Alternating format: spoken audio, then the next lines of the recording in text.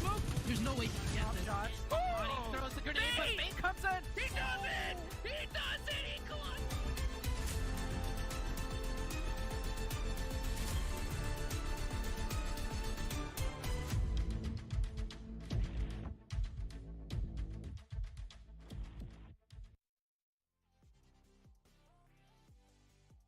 Welcome back, everyone, to another exciting day of the PUBG Mobile Pro League North American Fall 2023 season. And this is all coming to a conclusion throughout this entire year with PMGC right around the corner, kicking off in November. We're going to be having one team coming in from NA based off points. We have a couple of teams in contention. We've only had one day of play kickoff, so we still have a lot of days to go here before we can find out who will represent us in the biggest event here of the year.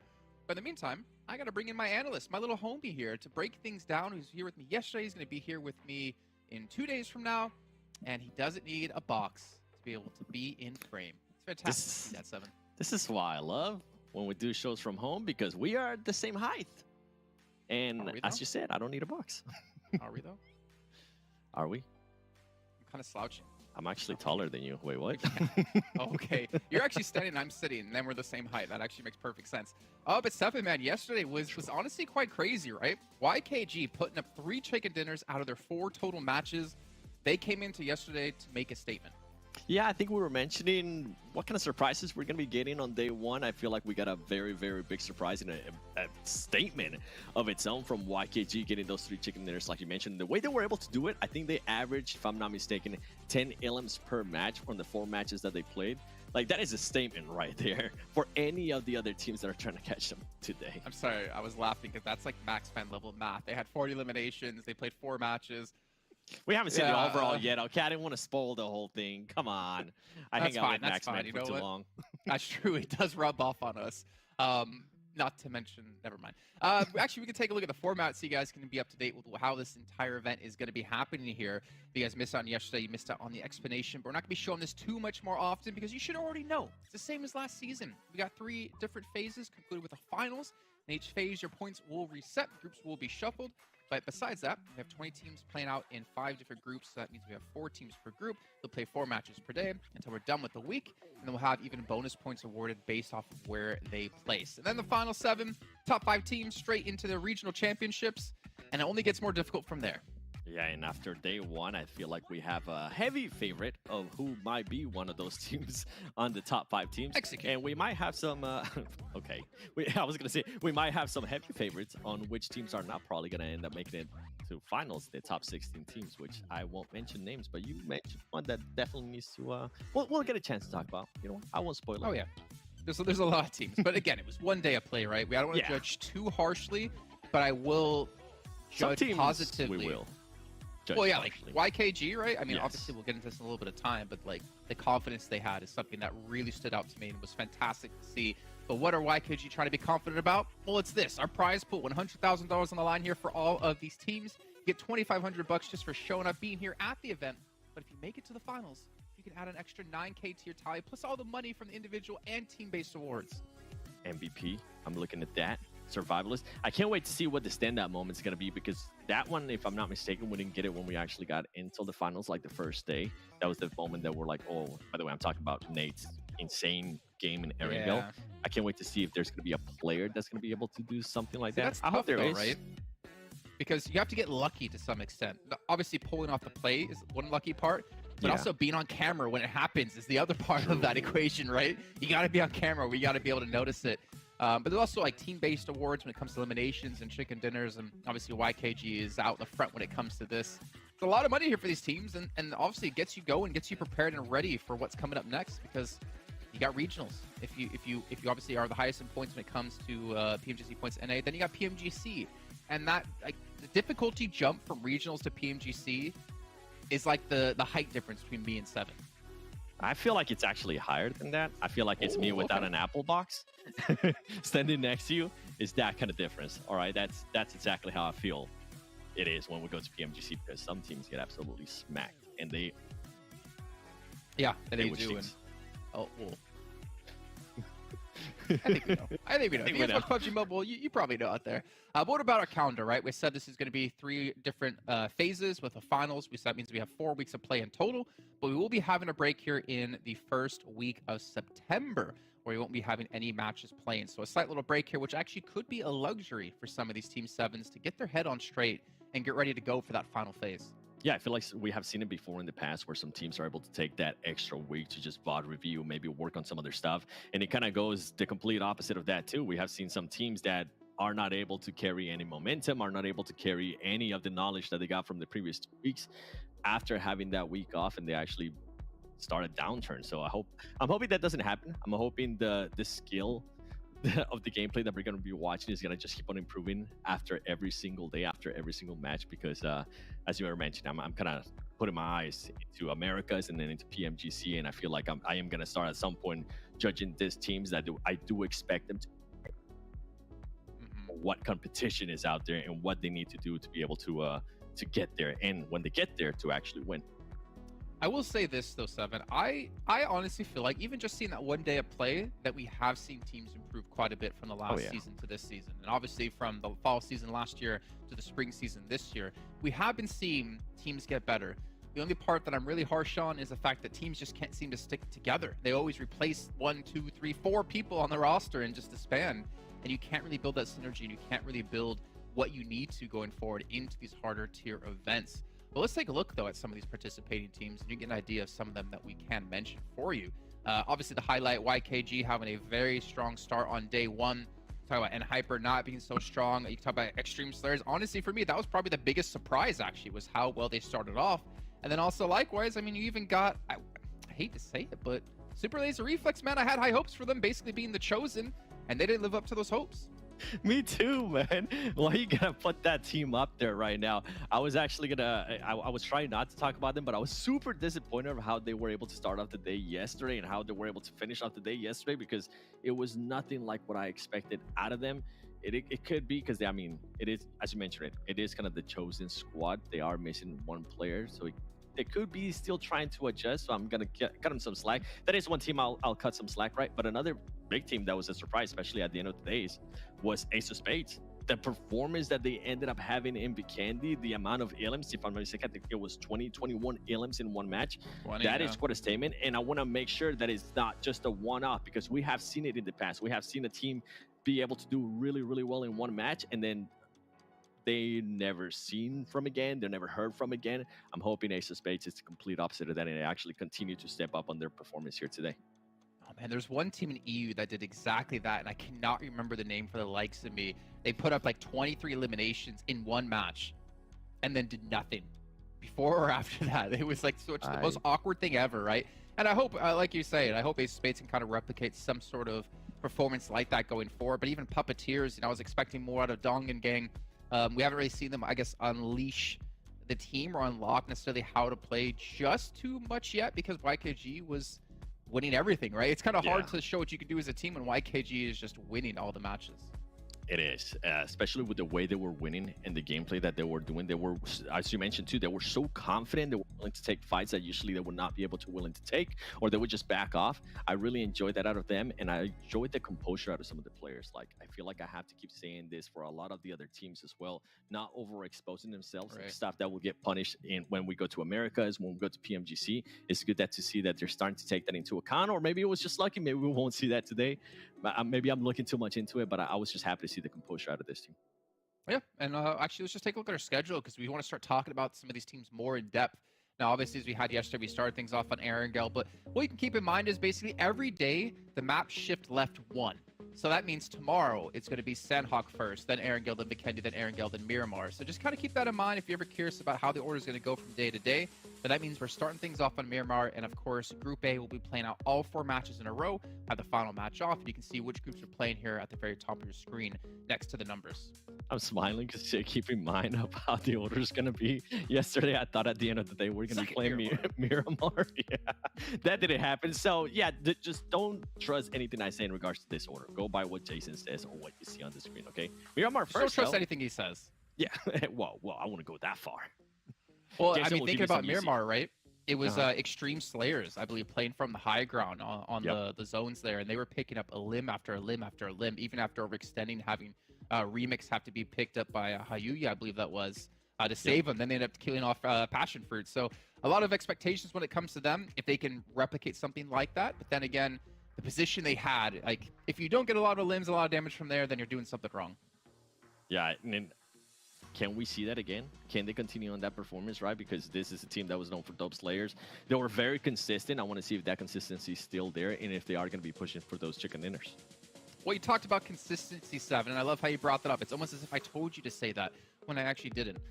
What about their consistency on day one yesterday versus day one of the spring season? And we actually do have this for you. You can take a look at a couple of teams here and how they performed from day one of the spring season compared to day one of the fall season. And consistency is right there for Extreme Slayers.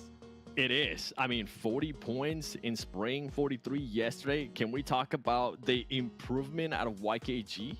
43 all the way up to 70. And then on the downturn, I mean, we're going to be looking at a team like NHyper that's coming in with so much hype, right? They do have a new player.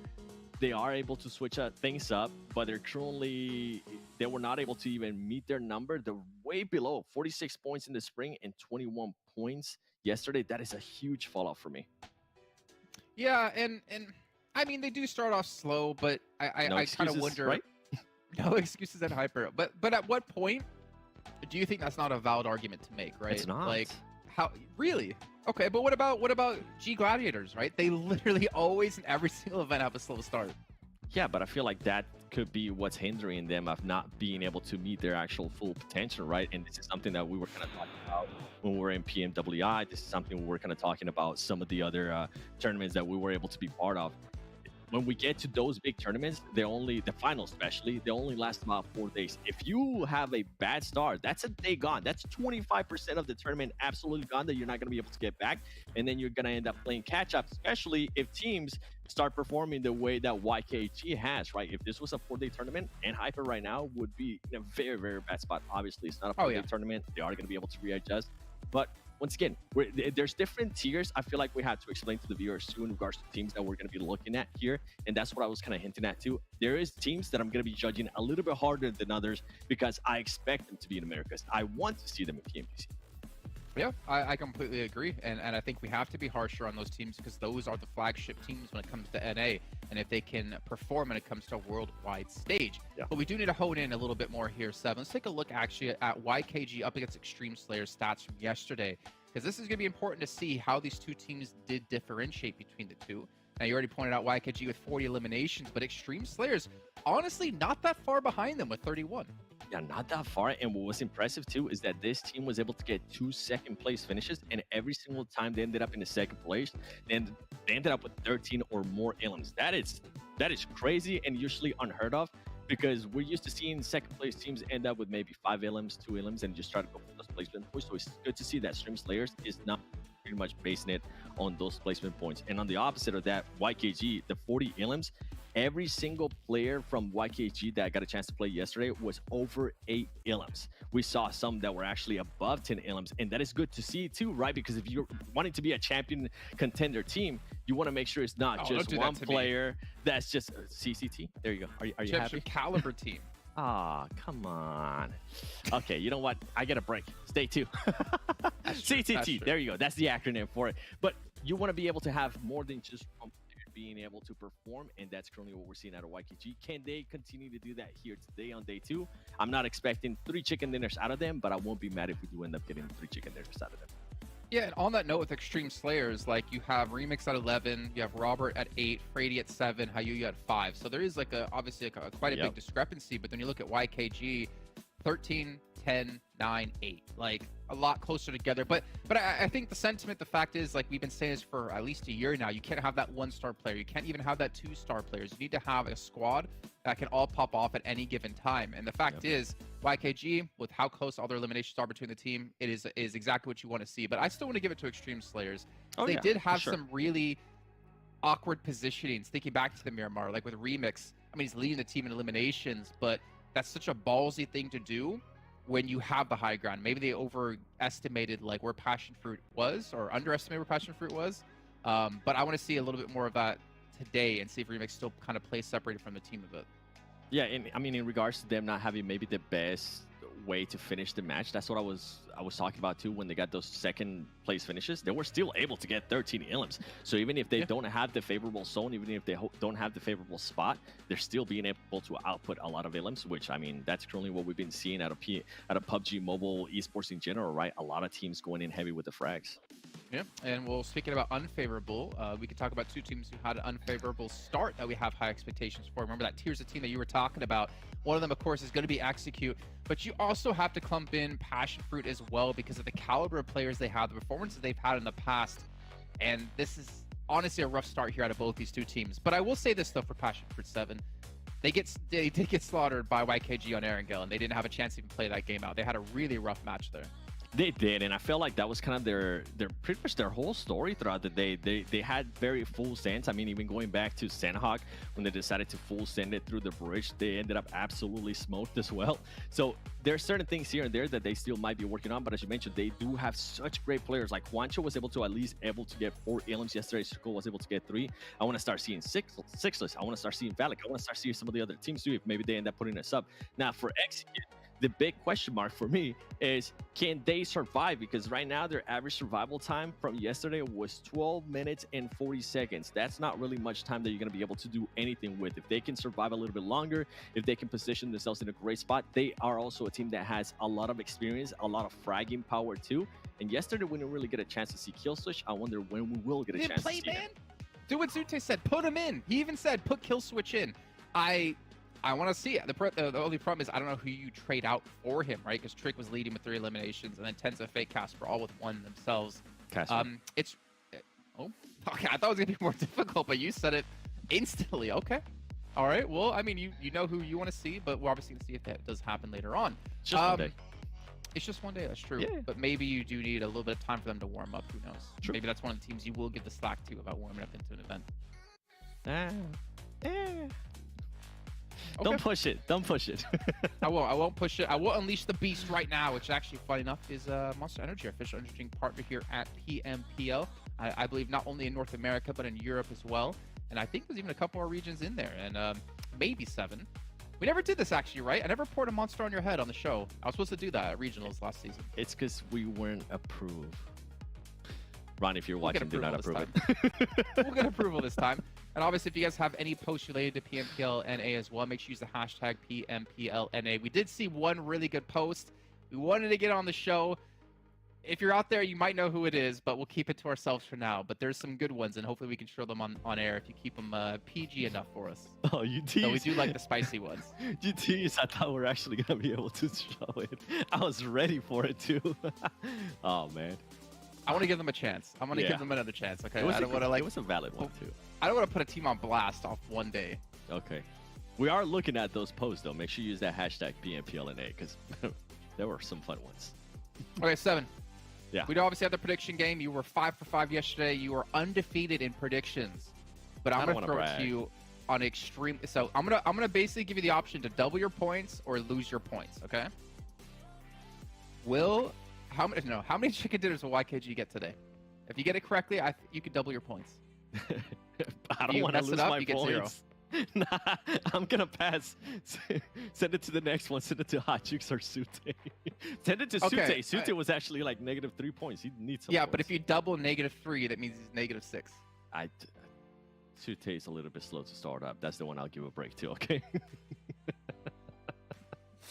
He'll definitely double it today. All right, I didn't think you would go that hard on him, but you know what? Luckily for us, props.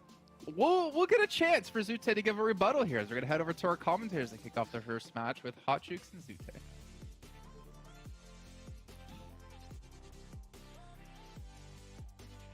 Jay, the floor is yours, buddy. The floor is yours. We want to hear your rebuttal. Let's go.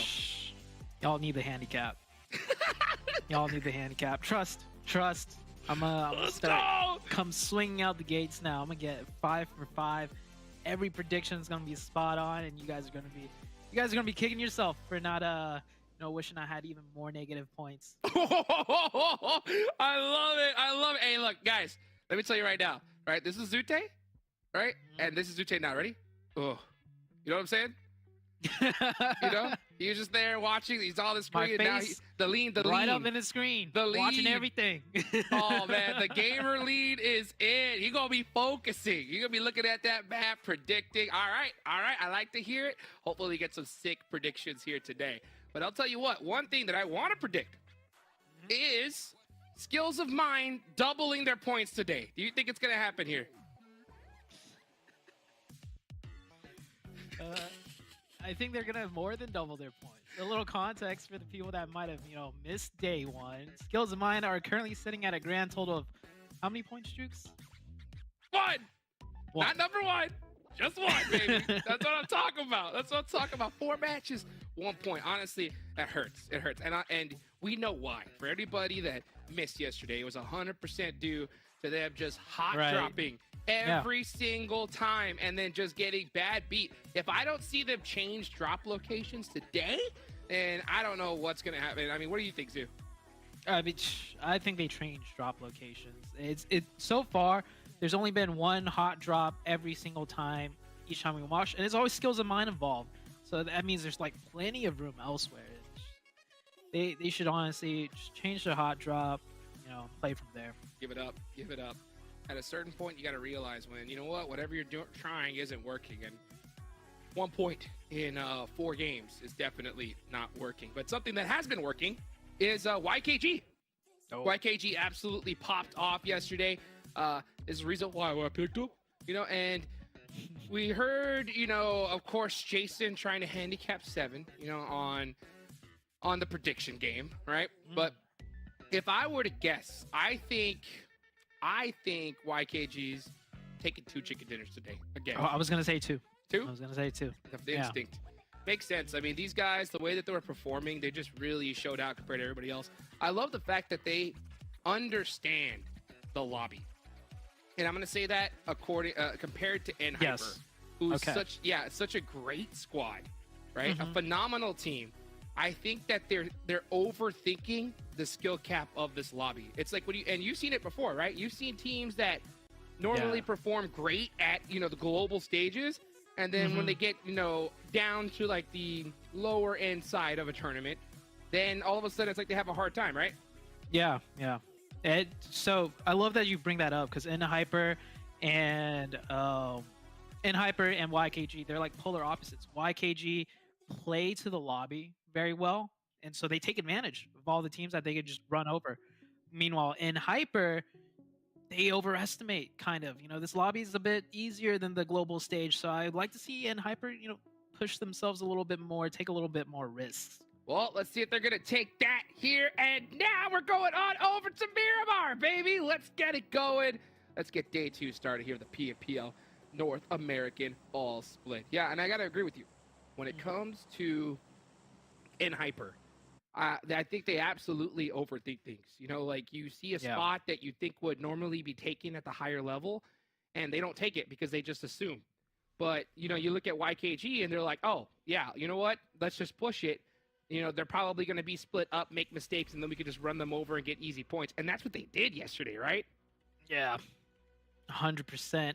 It's a double-edged sword for me, though, right? Because we saw YKG last split, right? NA crushed it, moved on to a higher-tier lobby, tried doing the same things, tried playing the same style. They got punished, right? Especially when Brazil's thrown into the mix. I'm pretty sure if they, there was one push they did yesterday. They went uphill from low ground to high ground, away from the center of the zone, and took out a team. Now, if that was like Alpha 7 up there, and YKG tried to pull that, I don't think that's gonna fly. I agree. So it's a double-edged sword. YKG, I love how they play to the lobby right now, but I hope they're hypercritical of any small potential mistakes, right? Like, oh, I should have done this. Even though I won the fight, I should have done this instead, or I should have calmed this instead. I hope right now for them, that's what they're focused on, like improving even when there's no, obvious mistakes happening. Absolutely. I think that was a perfect call out. That last Air Gale, that push out. But you know what? It's time to push in, baby. Here comes Wall Street Bets against K19. Tukey gets knocked by Jiwoon. And this is going to be in that stadium. So K19 had the advantage. Wall Street Bets is up on top. And Let's see what Trip is going to do to overcome this. Because, being knocked a player here, it's going to be really hard for Tuki to get picked back up. Yeah. Tuki's crawling right now. He's trying to find a way to get to his teammate for that revive. And confirmed right there. Ji-Woon getting confirmation. Some pre-fire real quick. Heard the audio. Nice little pressure fire there. And a good nade. Skir's down to 1 HP already. It's looking really bad. The Uzi. Oh, he needed one more shot. Quick trades coming back and forth. The Wall Street Bets still have the man advantage, I believe. Trip trying to add some pressure onto the other side. Oh, ducking and weaving. He gets taken out. And I think that's pretty much done, What? right? An angle. Wait a second. Yeah. That was, I can't believe he didn't move away. Like, he just stood there. Here comes HH24 all by his lonesome now. The man, the myth, the legend in a solo versus squad position. And he's hesitating. Wait, no, second thoughts. He's going back. He's running back to the stadium. Nope, he's running to that Marauder. Car. Yeah, he's running. He's running straight to that Marauder. Yep, he's out of here. Can he make it out though? See how good the shots are from Wall Street Bets. They definitely hear it. Shots coming in. I think he gone. Oh no, he might not be gone. That thought. Killjoy. Ooh. Yep, you can see HH24 hit that pedal to the metal and said, I am out of here. So level 2 vest, a little beat up, but the whole team is actually beat up, losing 3 players in a hot drop situation. And it's so crazy for me to see that too, because Pecado is so big. It's a very simple map to split loot, right? Just say, hey, you know what? You guys, we'll take this spot. You guys take that. You go that way. We'll go this way. But I mean, both teams dropping stadium. That's pretty risky. I mean, it's still early on into the tournament, so I think they just want to establish dominance rather quickly. And then, if they mess up this game, they still got a lot of games to go. So I think that's why teams want to, just if there is a drop where they're sharing it, they'd rather just duke it out and go on their merry way from there. And Wall Street Bets, though, I'm not surprised that they won that fight yesterday. Wall Street Bets was putting up numbers in terms of eliminations. They'd have some games where they go out completely early, though, right, Jugs? Yeah. But when it came to the just fighting together and helping each other out, holding the sidelines, they are on top of their game when it comes to that. So they took K19 out clean. Dude, I love to see Wall Street Bets just popping off here. I mean, they did a great job yesterday, I think, compared to what a lot of people assumed how they were going to start off. They definitely have done their homework, that's for sure. The play that I automatically think about was, Wall Street Bets versus Mizexis, right? Because I think that Mizexis, this was in Miramar too, I think the Mizexis should have had that fight very simply, but Wall Street Bets came from that side, took them out, and they didn't get the chicken dinner, but they got a whole bunch of points. So definitely, I think, a team to watch. And starting off today with, 3 elims, that's going to definitely help the morale. That's for sure. Yeah. Oh, Skills of Mine on screen here. Will they be able to double their points? I'd say probably more than double. Hopefully, right? 1 point in 4 games. You could just, I hope in their heads, they're just calling it a fluke. Like, you know what? It happened. We lost every hot drop. Now we're just going to change it up and play the game. Right? Yeah. Let's see how YKG is going to opt to play this lane with SLR driving through a rotation here. Their path might just get cut off. Yep, Joey catching one of them slipping. He's going to go ahead and get that quick thirst too, and he is out of there. Take the money and run. Yeah, oh, look at that. Awareness, quickly reparking his vehicle. And if Wong exposes himself too much here, he could get taken down. The suppressive fire, the support fire. Oh. Joey gave up on it. If he would have stood there and just pre-fired that a little bit more, but I think he was just running low on that magazine. I think Chico had him. Chico had the cover. The sightline was there. Unfortunately, I don't think Chico had the right scope, but it's a 1-for-1 trade. Oh, the revive's coming through for SLR, though. Uh-oh, Skills of Mine on the other side of the mountain. They might get into some action here. Oh, beautiful shots. There goes Spears with a quick thirst. So that's going to be getting that confirm on SLR. And I think understanding that this is super lazy reflex, I'm not going to be shocked to see YKG just get aggressive here. Yeah, Skills of Mine, third partying from their position earlier. Yeah, SLR is just kind of crunched between both of these teams. Anying going down, one of their top players for sure. Skills of Mine holding a nice position. This, by the way, is pretty much center zone of the very first circle. Like, it's dead center. That's why we see so much fighting in Zone 1 all around here right now. Yes, indeed. So let's see exactly how they ought to play it. Bomba up on top of the high ground, keeping his eye on the rest of SLR. You can see that smoke coming out. Anying is trying to find a position where he can get saved. And here comes a nice nade. That could be good. If he somehow bounces... Oh, he does. He got it. He got a little piece, but it's not going to be enough. Would have been huge for them. Well, they've doubled their points, Jukes. Let's go. They've doubled their points already in the very first game. 100% increase. Just like that, guys. So already, this squad is taking it to another level here today. It might sound harsh, but honestly, like, we don't know how well they'll play because day one, just hot drops, instantly, done and dusted. That's like 5% of the game. The other 95% is like rotations, pathing, all of that. This team might actually really show up today, and not just compared to day one, but just in general. So curious to see how well they play. Absolutely, indeed. So, you know what? There's nothing like an underdog story. You know what I'm saying? I definitely like one of those. So let's see if they can pull off that hero play. You know what I'm saying? Just come out of nowhere and just start popping off. Well, they started off with a 100% increase, so that is quite good. You can see right there, YKG did lose that player early on. Next zone's about to pop, and it's going to go dead center. And Hyper going to be pretty happy with the zone shift. Yeah, and Hyper, Passion Fruits as well, in a nice position. It's a cozy spot right there at that compound on the north side of the road. Still a lot of, open terrain to be had, a lot of compounds that could be played. The only big thing that I'm worried about for these teams here is if it's a east or west shift, right? You have the high ground on the west, the low ground on the east. Right down the middle is barely any cover in just that one long road. Yeah, let's see what Hyper's looking to do. Definitely, even though they have a central position, they're looking for just a little bit better one. They're over here by Graveyard, and it looks like they might go to that church there and camp out. That's a really good spot in this zone. Or maybe even looking to spread out and get some more intel. Extreme Slayers, another squad definitely that we are keeping our eyes out on. I mean, Remix popped off yesterday. The whole squad so much did, damage. But, I mean, he definitely stood out from the rest of the team. So it really, I mean, it has such a huge impact, right, Zoo? When you see one of your squad mates just going crazy, right?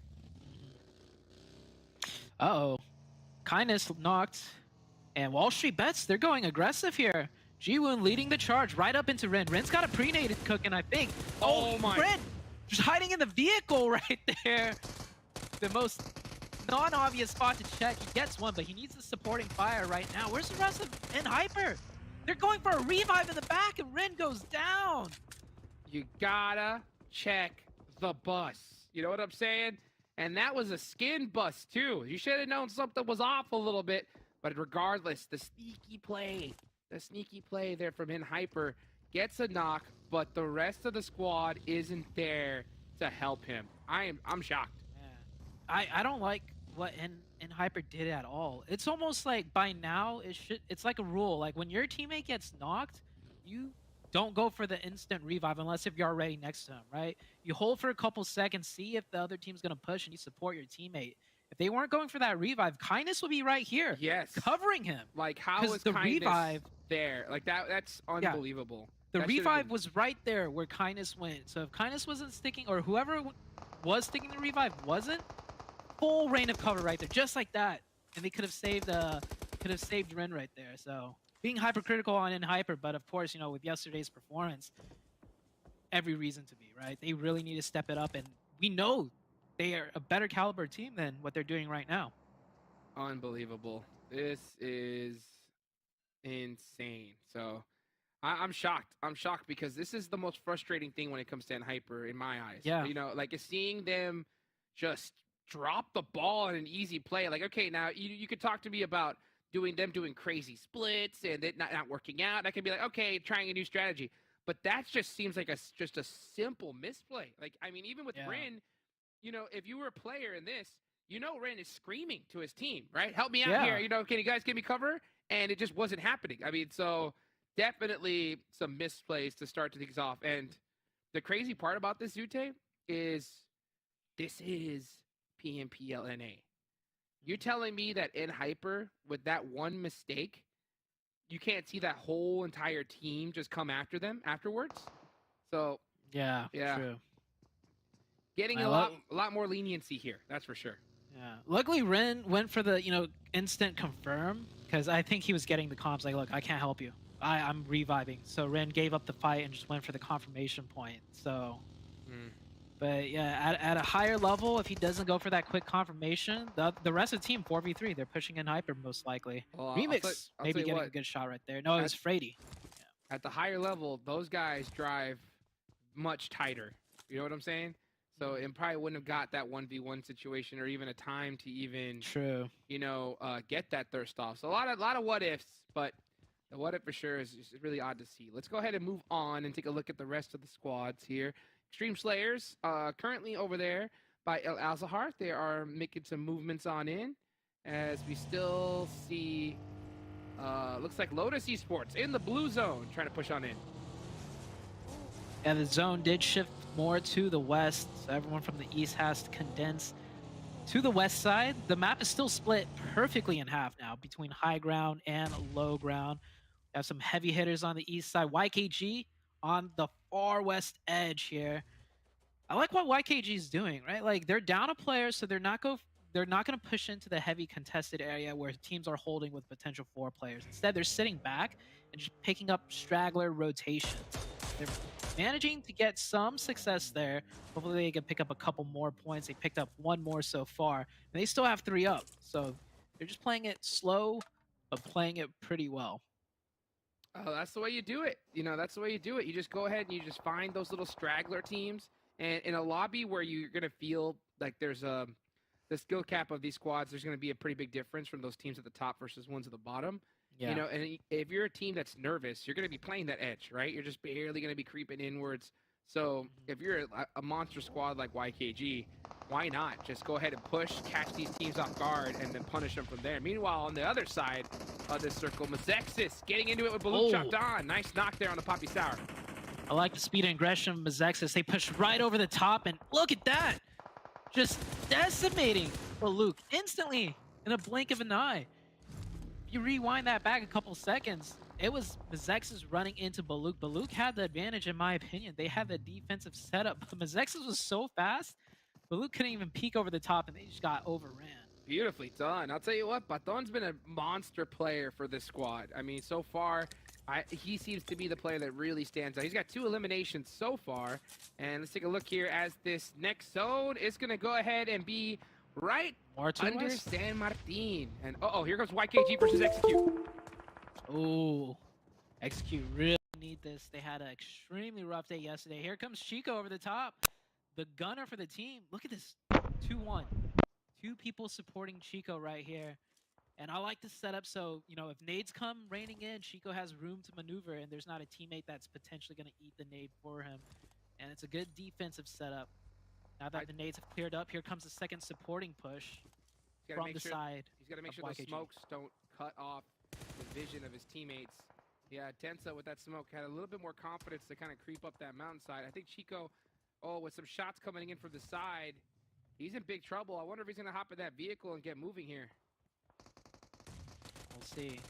Man advantage to this side of Execute. But YKG have the momentum from yesterday. You're just trying to wait out the smokes right now.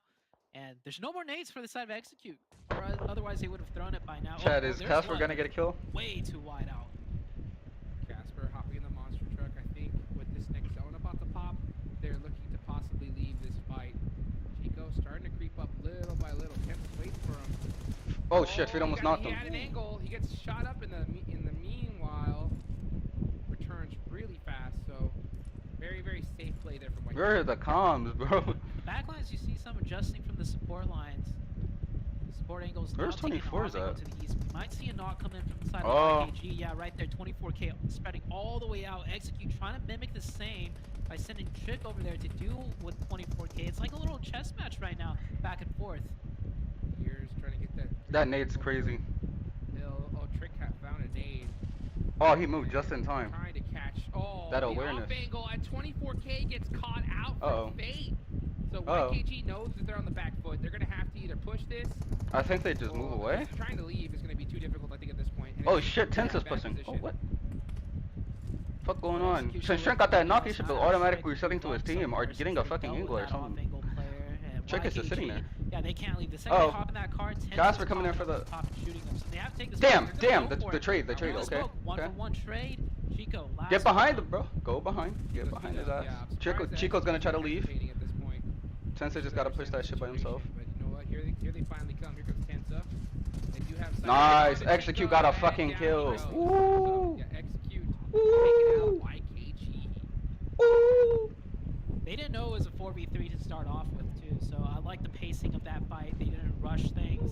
We usually see Execute try Since and I'm do not too gonna much. cook. Okay, That time, but they played it slow, and it worked. do you keep energies? Hell no, bro. I always play with dynamite mode, whatever that shit is called. Diablo mode. That's what it's called. Diablo mode. I always play Diablo mode. Here comes GK first from You just need a fan next to you. coming on down, looking to try and save kindness. But Honestly, I he's think out of there. fucking See, the that's regular what mode makes other it than play Diablo out. mode is better just because Oh my if you gosh, use GK Diablo mode, first your getting knocked. Butterfly effect. your Just battery is gonna like hitting die. Matter of fact, I'm hard. gonna try it without Diablo mode tonight. Yeah, and Hyper is struggling a lot right now, especially Yeah, it's mentally. Fears and I Chico, think bro. they They're not realize cooking. they're not playing as well as they should be whatsoever. Love Bro, to be able Jason to got hear the another kill. calls from them, No way. but now it's just all down to Koi, and he's just Damn, trying and to Hyper get got up this bodied. little mountainside.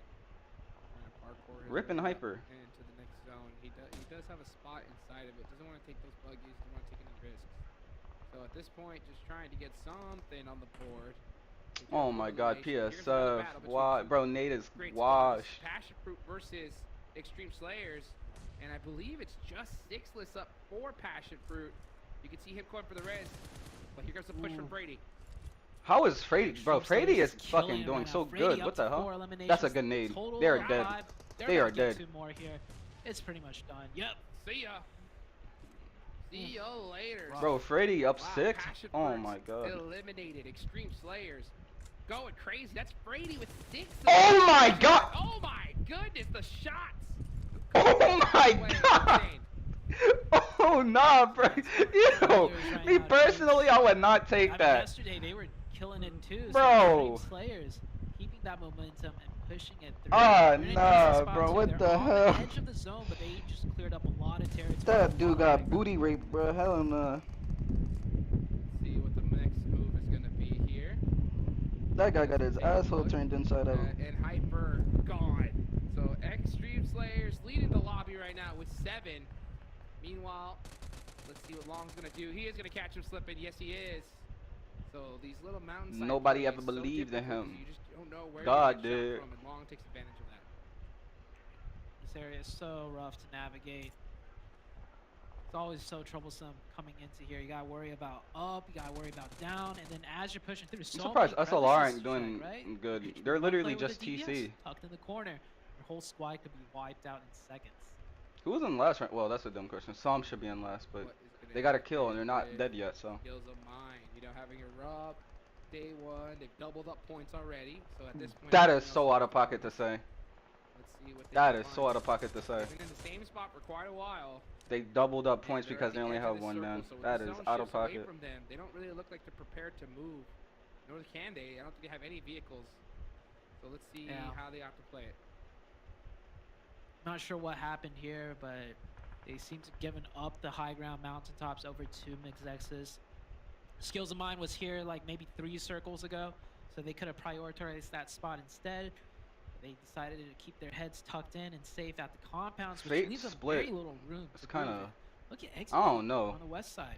Nice split. Well, I think they're Like, setting so up for they like don't a do fucking too zone much, bless. right? This is I think really it will good just for center info, though. But if one of their players stick their head out too much, it could be a knock and a thirst. All of those players should be So smart right now, except they just Casper, need to so be able to they should sit be back, fine.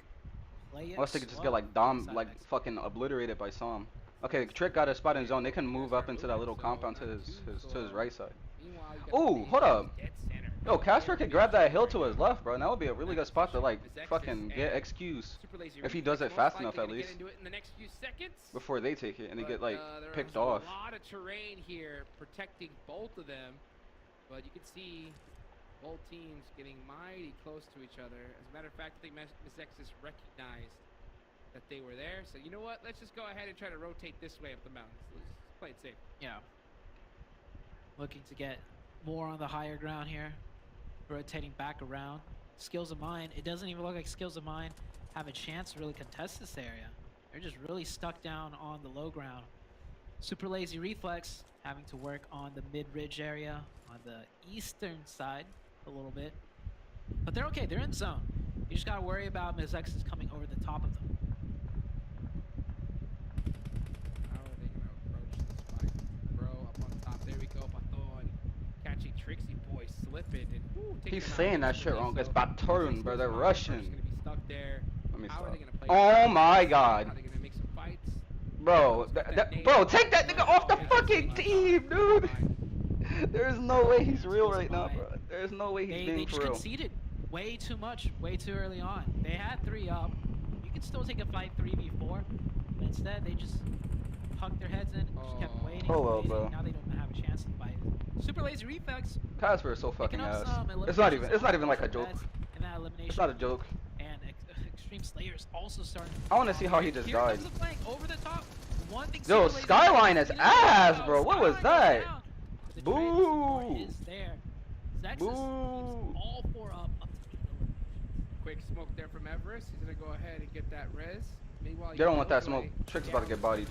Damn! He's gonna take those shots. Nice shot there from Bato, and Trick getting absolutely beat. As soon as I seen him prone, I knew he was getting bodied. So split from the rest of his squad. I don't know how he's gonna get picked up. It's He was gonna getting be his tough for them to booty get to cheeks him. rearranged again. Yeah.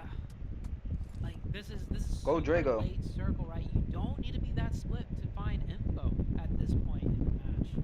And it's you always see it with Execute too, right? It's the lead player at the very front getting knocked. And usually if you want to be the lead player at the front late game, you have to play so careful. You're literally there.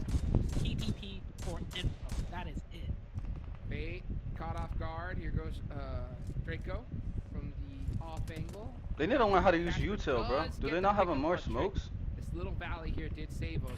Meanwhile, that's going to be Skills of Mind eliminated. Got 2 points, though, so that's pretty good. Let's see. how This zone is so Trick weird. This is like that one zone from EU. Gonna put some shots Where- downrange here whatever in the their next few fucking name is seconds now, as this GG big won that zone's match. About to pop in 15. Let's see what this. It's probably gonna center. If it goes to that bottom part, that's gonna be Oh, insane. Center up. Center up. Give it to the Eagles. They've been big chilling here the whole game. They don't gotta worry about nothing. Yeah, CN got the best spot. This should be their win. Absolutely, yeah. They, CN better win this. Yep, and it does exactly that. So it's their game to win. The Canadian Eagles. Now they I gotta know. choose which side they I don't want to know play. about that, Oh, they're Juice. choosing the top. This late into They're the moving game, away from the so top? when Yo, you're Execute surrounded can by steal that fucking multiple spot and, like, fronts, Hey, Hit them in the Hit back, those bro. They dice. can take those back hit shots. those. Look at this. Look at this beautiful valley to have. Especially Brady since got Nexus those, is goodbye. occupied, That's too. what you're supposed to be doing.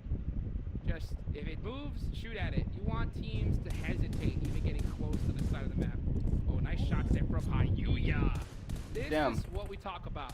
That tap. There's no reason to spray from that range. You know what I'm saying? If you feel like you can get a couple shots off, then go for it. But those little itty bitty peaks, those tap shots are dangerous. Yeah, I love those tap shots, especially in the hands of like an M16. So Okay, accurate, 10 but sub, bro. Both 10 sub. Extreme Slayers, they're not pushing off that knock. They're gonna but gatekeep they Ms. do have X's a player probably. in zone, so maybe that's And why Trick they're gets not, needed. rushing Damn. things in. They already got a spot secured, so they're not gonna try and rush things too much, capitalize off that knock. Of course, I think the other team, Canadian Eagles, will be able to get the revive. Hey, at least Execute got 3 kills and made it to an end zone, bro. Here. Looks like they are going to. At Meanwhile, you got least. Execute playing it real slow. Tricks on the off angle. Yeah, because they decided to do this. I don't know what they're doing, to be Maybe honest. takes It's a so try to weird. throw a nade, see if he can catch something slipping. This is exactly what the Canadian Eagles need to do. Just press the edge of the zone, allow the blue zone to work with you, almost like a teammate, but don't bite off more than you can chew. Focus on one team. Oh, they're at a about to get time, third and it party looks by like That's what Excuse. they're doing. They gotta watch out for Excuse though. While this fight Canadian is Eagles happening, are this playing this really well. I was worried when the center, when the circle centered on them, that they, tuck in into the middle. But instead, they're pushing outwards, which is exactly what they need. Tensor's about to get Just be killed. Careful of those. He's about to get nades here bodied or to something. Execute. Creeping Unless up they hard along the fucking side peek here. Excuse. Get some nade knocks maybe. Execute dead Excuse here. very If close they by if they on one live, side that'd be with 4 insane. players up. But I'm pretty sure they're dead. Excuse on the top of the hill. I think this is definitely one of those teams that can snake this chicken dinner in if other squads are not careful. They have the high ground. They're on the edge of the map. And if they time things right, they could definitely win this. So let's see how Extreme Slayers is looking to play it. They've done their job already. 10 eliminations. Yeah. Damn, So they even. What big the fuck is chillin'. No happening? matter where they go out right now, they're going to be happy. But at this point, it's all extra. So let's see how they finish it That off. Meanwhile, Sith Mizek's gunfire is with coming in crazy, 9. bro. So 2 squads absolutely. If popping only they off could in the do late this game. shit in. No, I'm not even gonna make that type of joke. I'm not gonna do that. The but- first fight we saw against Baluk Chop Tom, that was so far down in the south. So this has not been an easy rotation game for them at all. They somehow managed to rotate up to the high ground. About damn time they dumped that man. He was laying out in the A lot open. of teams, and they're up here with 4 players still alive. They do? I didn't even notice. That's crazy. See how they're going to play it. I still got C in winning this just because they got high ground. If they kill Excuse. 2 players up left for Extreme Slayers. And look at this. Execute. Whole lay down. They are not trying to make any noise at all. And that could be the play here. You know, allow other teams to fight it out. Then Obviously, just pop but up. they can't really and do clean 'em shit. up while you can. So let's see how they are going to play this. Meanwhile, Canadian Eagles. Okay, see, like, now this is the perfect time for them to be Oh, moving. Here comes Excuse. Now they're starting to get Excuse is aggressive, fighting and CN, Canadian and they Eagles just are got 2 split, knocks. Focusing on too many teams at once. And Excuse is taking advantage of it. Execute needs to take advantage of it, bro. He pops up over the top, tries to Baby get a knock Tango's over here instantly, shooting beats at 2 different Canadian, teams. They and should have been Canadian focusing getting Excuse, picked but apart here. This is Excuse pretty much taking over the high ground. Extreme Slayer is still alive with 2, I believe. oh, they forgot about Quiet, Execute, dude. Same as They're fucking shooting at This is who's it called it? Excuse's game to take. And I think is Mizexus getting cut down by 1 player? Oh my gosh, and not to mention Mizexus had 4. Wall Wait, did Street they just Mets? die? God, just like that. What the fuck happened? Slayers still alive here. When did 11 Exexus die? eliminations. What? And I missed that. Exexus get those shots That's on the crazy. Canadian Eagles early on, so they soaking up even more points. Excuse, they have the great spot. Meanwhile, Execute with 2 players playing it very quietly here. What? Doing a good Oh! job. Oh, Casper got a fucking knock. No Nice way. knock. I don't think they pushed that though. Not with just 2. No, This can't do it. is the Why did last he? zone. What is Fate doing? Yo, move your. Yeah, Oh, he was trying to pick up. Yeah, he Red was trying to Pop pick up Blue do the Casper. work. Yeah, nice smoke there from Casper, so you can make sure you can cross. And great shot. Damn. Okay. From Okay, Casper. play. Okay, Casper. You're finally Just fucking not doing able something, to bro. make That's it what I'm down talking the about. mountain. Don't play They like a have to retard. Sacrifice 3 just to push up that little bit. They didn't have to do all that. That was Oh, such man, a stupid kid. play. Absolute. It is a Ooh, sandwich don't do that. from Excuse and Execute up top. Extreme Slayers right below. Nice Excuse guys. out of there. That's what I'm talking about, bro. And Execute look like a completely different team when they just play a little bit slower and try and cut down on all the fancy things they do. Now, Yeah, they gotta remember they're in NA, bro. They do not need to do all that I bullshit. think Wall Street Bets took down These 3 niggas players is not that from smart, Execute. bro. That They're is not gonna be so playing bad. like a good team. Because last we saw, Zexus had 4. Now they're down to 1. Ooh, Execute yo, they might has actually high win ground. this match. All the advantages in Never the mind. world right now. They should Yeah, be Cas- able to Casper win. just Oh, decided he to got overwatch the the match. Remix. The man Ah, Extreme nice, Slayers, they're Casper. looking to take this. Oh, and Fate said, see y'all. See you later, Casper. I'm coming down. Oh, and getting. Oh, he got him. I was about to say, this What dude's a shot ass. from Fate. What the That hell? was crazy. Meanwhile, Extreme Slayers looking to still win this. Okay, they game. got It's a second place. That's good enough. 2v1, and it is over. What a hustle, Juice. That was what Fate did at the very end. Not gonna say it was bad by any means. It just seemed really rushed, but it worked out because he took out another team. Extreme Slayers, though, on the other hand, man, they played that perfectly. I would have to say. That was insane. I mean, Yeah. we predicted the squad to win, and they did. They did. And I think that they did it in a perfect fashion there because, you know, Canadian Eagles, if they played it correctly, could have won. You know, Excuse, they were kind of in a tough spot, but, you know, a couple different decisions here and there, they could have definitely taken this on top. So, Extreme Slayers with 2 players right there at the end, clutching it up. And honestly, if there's one player you want up in the last moments like that, it's got to be Remix. Yeah, so it's so easy to highlight what the teams did do to come out with a chicken dinner, but there was one point for Extreme Slayers that really stood out to me. When Freddy overextended a little bit and got knocked and confirmed, right? They got a return knock, but it's what Extreme Slayers didn't do. They didn't push that knock onto Excuse. Yes. They got the knock, and they used that to just get into the zone and play a little bit slower, and that led to the chicken dinner at the ultimate end. So for me, it was what they didn't do that really stood out. So Extreme Slayers showing a lot of maturity and experience coming into the late game, and that was beautifully done by them. Great understanding, right? Great awareness to understand when to take those shots, when not to. It's good to see also some Wall Street bets on the board. We even saw Six yeah. there. That's good to see. But you know what? A lot more action, guys, coming right up right after these highlights.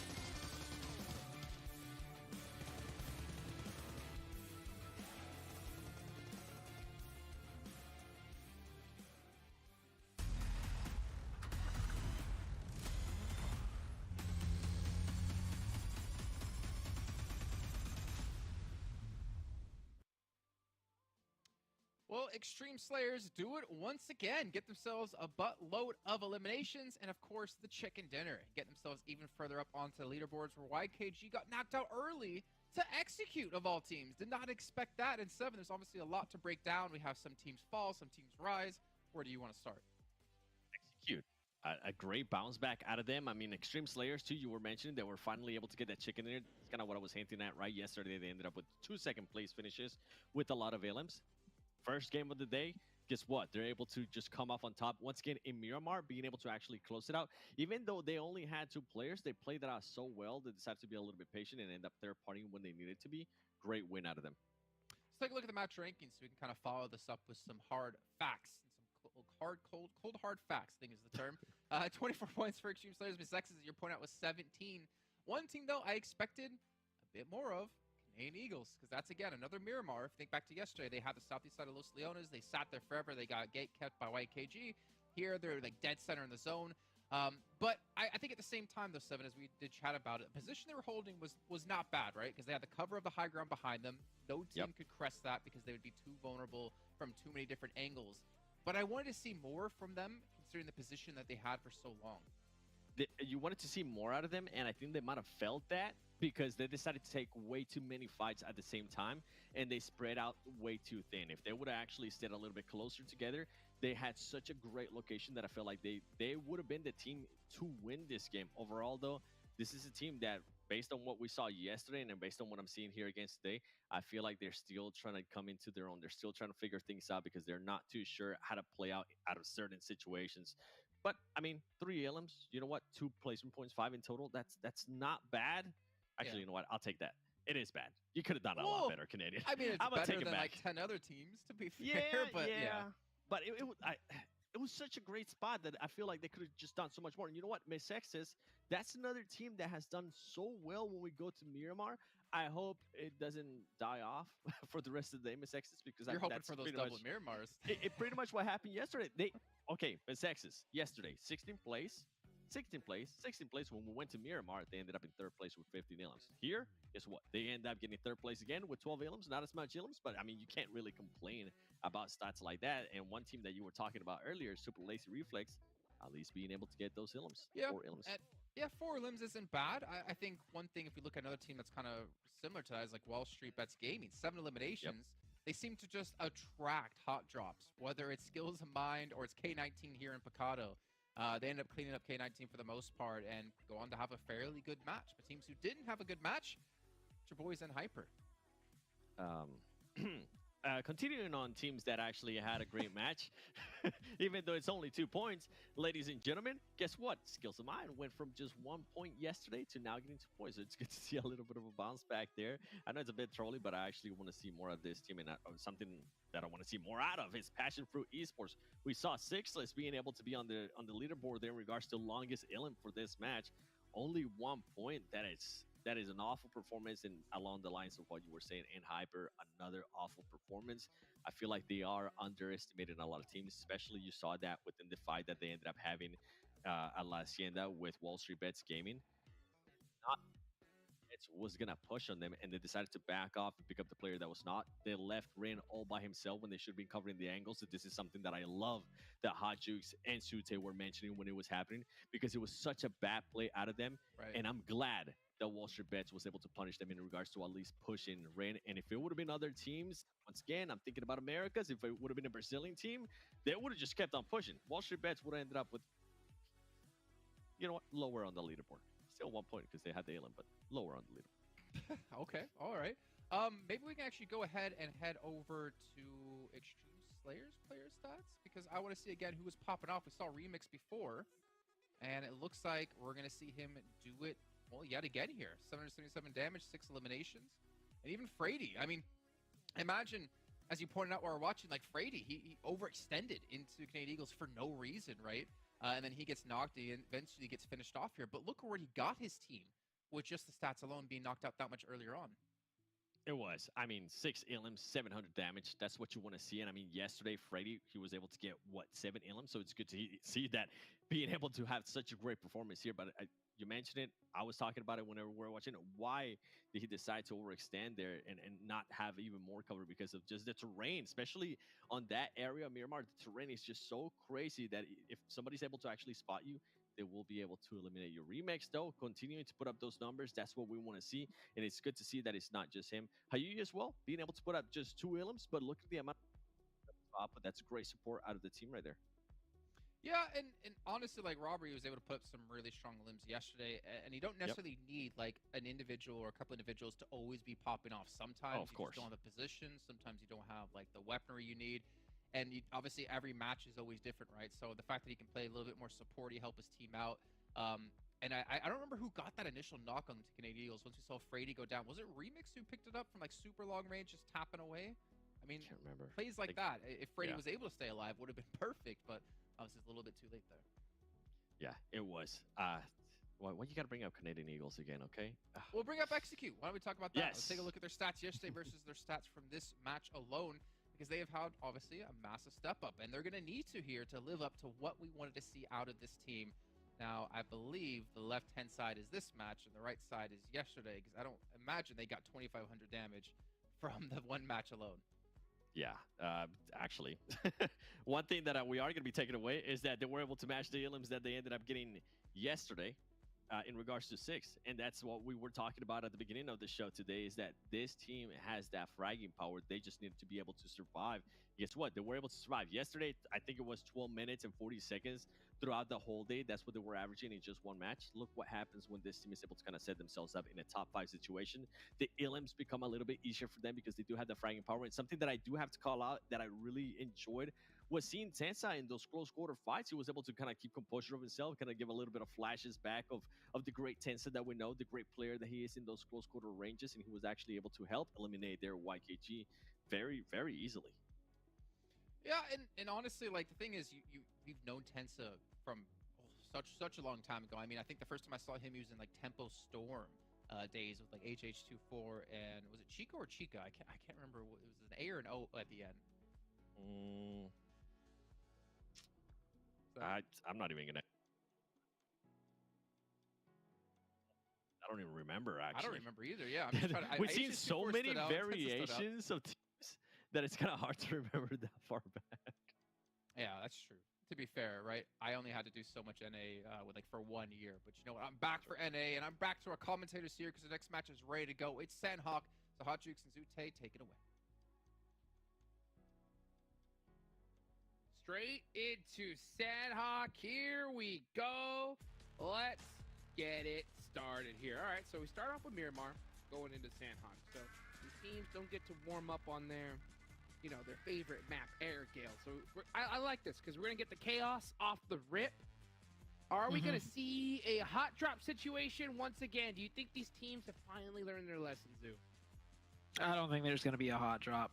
And as much as I like hot drops on Sandhawk, if it's a one-sided one, I'd rather there not be, right? Yeah. And I love that you mentioned no Erangel to start off today, because oh, the teams should be warmed up. You know, you get 1 day to warm up. This isn't the amateur league, right, where you need a whole week Correct. to warm up. Every team should be ready to go. A lot of teams jumping out and having to stretch to the west, so that could cause some altercations. We'll keep an eye out for that. But as for now, yeah, everyone looks like they're all split up, looting their spots. Trouble in Paradise Resort, though, as there is 2 teams right on top of each other over there. Well, we saw Canadian Eagles drop here yesterday, right? And they definitely got into some action off the rip. As a matter of fact, I think I remember, did we see, was it YKG that pushed them? So. I remember YKG camping the bridge on Passion Fruits. That's right. That was pretty sick to watch. Yeah, so I don't think that's going to happen again. At least, you know, Passion Fruit's not going to make that same mistake again. And it looks like the fight didn't start just yet, but they are definitely aware of each other. It's Canadian Eagles and Baluk right on top of each other, if I'm not... Oh, no, Baluk's to the northwest. This isn't Baluk. This is Butterfly Effect. Butterfly Effect, that's right. And, you know, I said it yesterday. Paradise is a big enough spot that you could just split loot, move on your own direction, and, you know, catch them in the end game. So... at the same time, you don't want to be lazy while looting because you could definitely get caught and thirsted quite quickly. So I think that's the strategy that these teams are using. You can see Quinn kind of heading on over to their side a little bit, but, you know, trying to pick up as much ammunition as he can. And I would be surprised to see him return to his team. They just did a little switcheroo. Both teams wanting to push on their right-hand side. So they kind of are just doing a little merry-go-round here.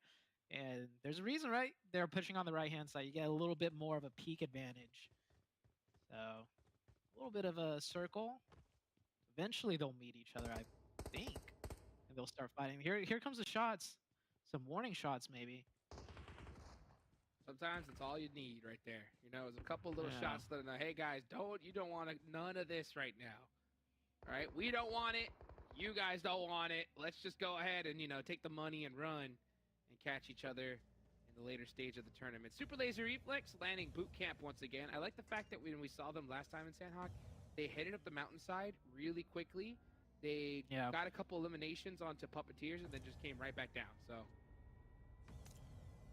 not this time around, though. Probably because the circle doesn't warrant it, right? They want to rotate a bit further in. The circle, by the way, is southeast-ish. It's kind of like centered up, you know, but it's to the southeastern side, so we'll see a little bit more of that zone in play, which is why Super Lazy Reflex is not contesting that mountaintop. No real need for it since it's not close to center. Yeah, and I think they're also trying to hedge their bets because this zone could still go to that southwestern island as we start seeing them get into it with Mazexis off the rip. Everest getting caught up by Long. Oh, some great shots from across the way. Mazexis is not going down without a fight here. Actually, that's going to be Skyline up close and personal. Oh, he gets caught, though, by Koi. And Kindness from the mountaintop. I mean, when it comes to long range, and Hyper definitely excels there. Mazexis, Baton. What a name. You called out this guy's name, right? Baton, he is definitely the player to watch for me on Mazexis. He's the last one up, too. He needs to get this. Got him. And he does. Got 4. him. He has 4. Jukes. See y'all. See you later, Baton getting it done. Oh, and Hyper coming up, though, and just say, hey, you know what? Okay, enough of that. Enough of that. We're going to go ahead and take these points. Beautifully done there from Hyper. Huge heads-up play. This is the Hyper I've been waiting to see here, Zoo. I mean, that's great and all, but Baton? He picked up all 4 on true. Super Lazy Reflex there. And it went by really quickly, but I don't know if you caught it. Right when Hyper crashed down, Baton was holding the angle. He didn't go for any revives. He was holding the angle. If he wanted that, there was a chance. Oh, well, here's another fight, though. Huge fight right here between Ace and Skills of Mind. Skills of Mind looking to make their huge comeback. Oh, not the pre-fire there from Chill. He tries to go with little cheeky shots. And he does now get caught by Ace's Spades. It's all up to Trixie boy. Trixie, you have to push this. Don't give it up. Just push. Just push. Just push. He's running backwards. He's running backwards. Doesn't want to take the 1v2. Why? I agree with you. Why? Clutch up the 1v2 somehow, some way, and get like the res. 2 revives. I mean, Yeah, at least 2. and for what? Like, And you points. you left to get what? You left to get what? 0 points the long way? Yeah. I agree. There's still 14 teams alive. Placement points have been nerfed, right? If this was like I agree. old points, like way back in the days, Yes. where you could still get, good placement points just making it top 10, then all right, okay. Yep. You know, When back in the you weigh day, the options, maybe. when back in the day it was 20 points for first place, 15 for second, right? And then it went down the road from there. So yeah, going by yourself, getting an 8th place, getting some, decent points was okay. But now, 8th place is 1 point, like 1. And the chances of you even getting there is crazy. So yeah, in those situations, for everybody watching, just take the fight. Just take the fight. 1v2, you're against the odds, but the reward is so much more than just running away and somehow crossing fingers, right? You snake your way up. Passion Fruit's a little bit of a hectic, I don't know what that was, scouting rotation? I mean, he drove away from the circle, so not sure what's going on with Passion Fruits. They seem a little bit all over the place here. And maybe setting up a trap now. Luke does a smart thing, drives around, baits some shots out, gets some more info.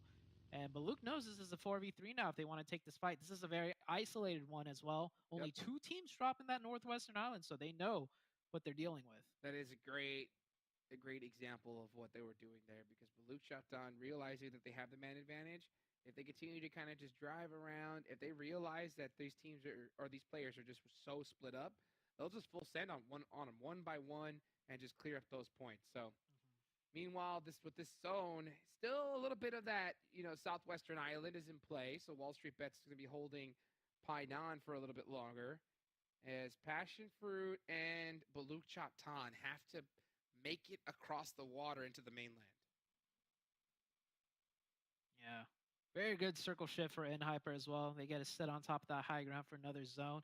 And the most important thing is they know that compound below them is clear. Usually that's never the case when you're sitting up here. A team will, be at that compound and beat you to it, but they pushed down and took it for themselves. So that's a nice little backup in case the circle does go a little bit more north. And then they have a little leaping station to work with from there. We can see Koi just looking for some intel, trying to see if he could spot anything out for his team. And Hyper dead center of this next zone, so nothing to really worry about for them. 3 eliminations so far. The entire team's up, so maybe this could finally start.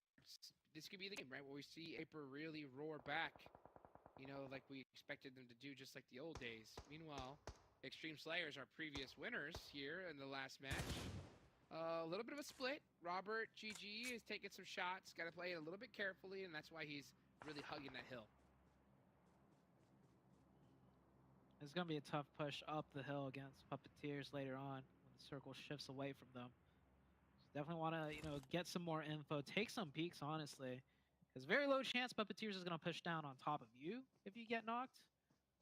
So Robert doing a good job of getting the info right there. And I feel like Robert may be the, the scout or IGL for the team. We saw on the stats, right after the first game, he had the lowest stats out of the 4. But typically when you're the IGL or you're the scout, you just want to sit back and get as much info as you can, or push up and just find the info. And Baluk is chasing down Passion Fruits right now. Juancho having to dip real quick right there. Yeah, Juancho is just trying to find the best way he can to get into this next zone. But they're most likely going to go into that blue, take that bridge there below Camp Alpha and Ruins, and then try to edge their way in. But they got to be careful not to get caught out, because Baluk Chaptan is nearby. You can see Juancho just slowly creeping up this hill, just trying to play this super safe. Yeah. Juancho doesn't seem like he wants to give up that passes way on the northwestern side. Looks like they're hesitant to wrap down, but with Baloo constantly showing presence, I think Passion Fruits will have to give it up. Let it go. Wrap down towards the south. Looking for them. It's open. There's no teams gatekeeping on the edge of zone on the south side. NA, baby. Might just wait to see a circle shift first. I think think that's exactly what's happening. The quiet before the storm for anybody just tuning in here. That is Sandhawk in a nutshell. Really quiet there at the start for the most part, and then just absolute chaos in circle number 4 and 5. Next zone is about to pop. If it goes on to Pine On, that's going to make things very, very slippery for a lot of these teams. We'll see very shortly what happens. Everybody's set up in their positions already. See Boat mixed in with Canadian Eagles on the northeast. The circle just kind of shifts to the east, but I would say more than anything, centers right up. And look, and Hyper straight to that compound, dead center. Yep, take They're it. not taking any risk. Beautifully done. I love to see teams that are so quick on the rotations. The second that zone pops, boom, they are on the move. And Hyper with this central position are going to be hard to beat, but they just got to be careful to not play it too passive and allow a team to crash onto them. I feel like in the old days, we would have seen Hyper do like a split maybe, like a 2-2, just because I feel like there's such a low chance of a team just full sending to the center of the zone, especially at that compound. So, like, maybe I'm being nitpicky. I know we always harp on Hyper, you know, stop doing your splits aren't working. You said it multiple times. But I feel like, I don't know, Jukes, in that situation, you hold like a 3-1, 3 on the mountaintop, one at the compound, maybe. I'm just saying. Just let them. Like, in that situation in particular. It looks like they might be doing that too with Koi on a little bit of an off angle there. So that's going to be... Oh, Koi didn't go down. No, I think Koi decided to stay. Go. So a little 3-1 split, you know. Just trying to possibly catch a team that could push up on them off guard. That could definitely play in their favor. Meanwhile, Butterfly Fleck and the Canadian Eagles started to crack away at it. Bob playing very quiet, not moving a muscle. He's going to give him false confidence. Oh, and boom, the DBS comes out. Goodbye, Bob. You don't even, man, you don't even have time to react to that. Nope. You get so much power close range. 1-2, and you're gone before you even know it. And that's Butterfly Effect. Yeah, having to make a run for it. He realizes, wait, it's just the blue zone behind me. Oh, it's this guy. Nowhere to run. I can't go this way. Oh, gets the thirst, and here comes Bob. Kubi's gonna kill his ass. Kubi trying should to do wait the for same his thing that team. Bob just did. He to should his wait for his team. Oh, and he gets up. That's the crazy. return, but the run over from the Canadian Eagles. That's a nice little highlight play right there. Yeah, perfect timing. Perfect timing for that card to come in for the support and run over. But they do lose a little bit of time on making Damn. it into this circle. Damn, I got bodied. Wrapping around the east side, trying to make their way in. 2 already down. And they get that full reset. And now Oh, here shit, my comes the head's Canadian above Eagles. I That think. timing was crucial for them. Oh, that's They're just telling me trying it's to already high get enough. into this compound now, just by a slight margin. You can see him. Damn, they're getting Creeping bodied. up little by little. Oh, Baby through the Tank. Yep. Oh, the smoke providing so much cover from Baby Tank, just pre-firing through the window. Nice nade. Minorca with that nade is going to get eliminated. So the Canadian Eagles just continuing to apply pressure. This is a great push for them in a great game. Let's see if they can finish it strong. Yeah, I love the Boat heads coming up. in with They a knew third. There was a timing that they missed out on it, pushing out into the zone, so they came here fast. But here comes Bope. Only one player contesting them at the compound, so Canadian Eagles should be okay. But either way, this compound's not in zone anymore, Jukes.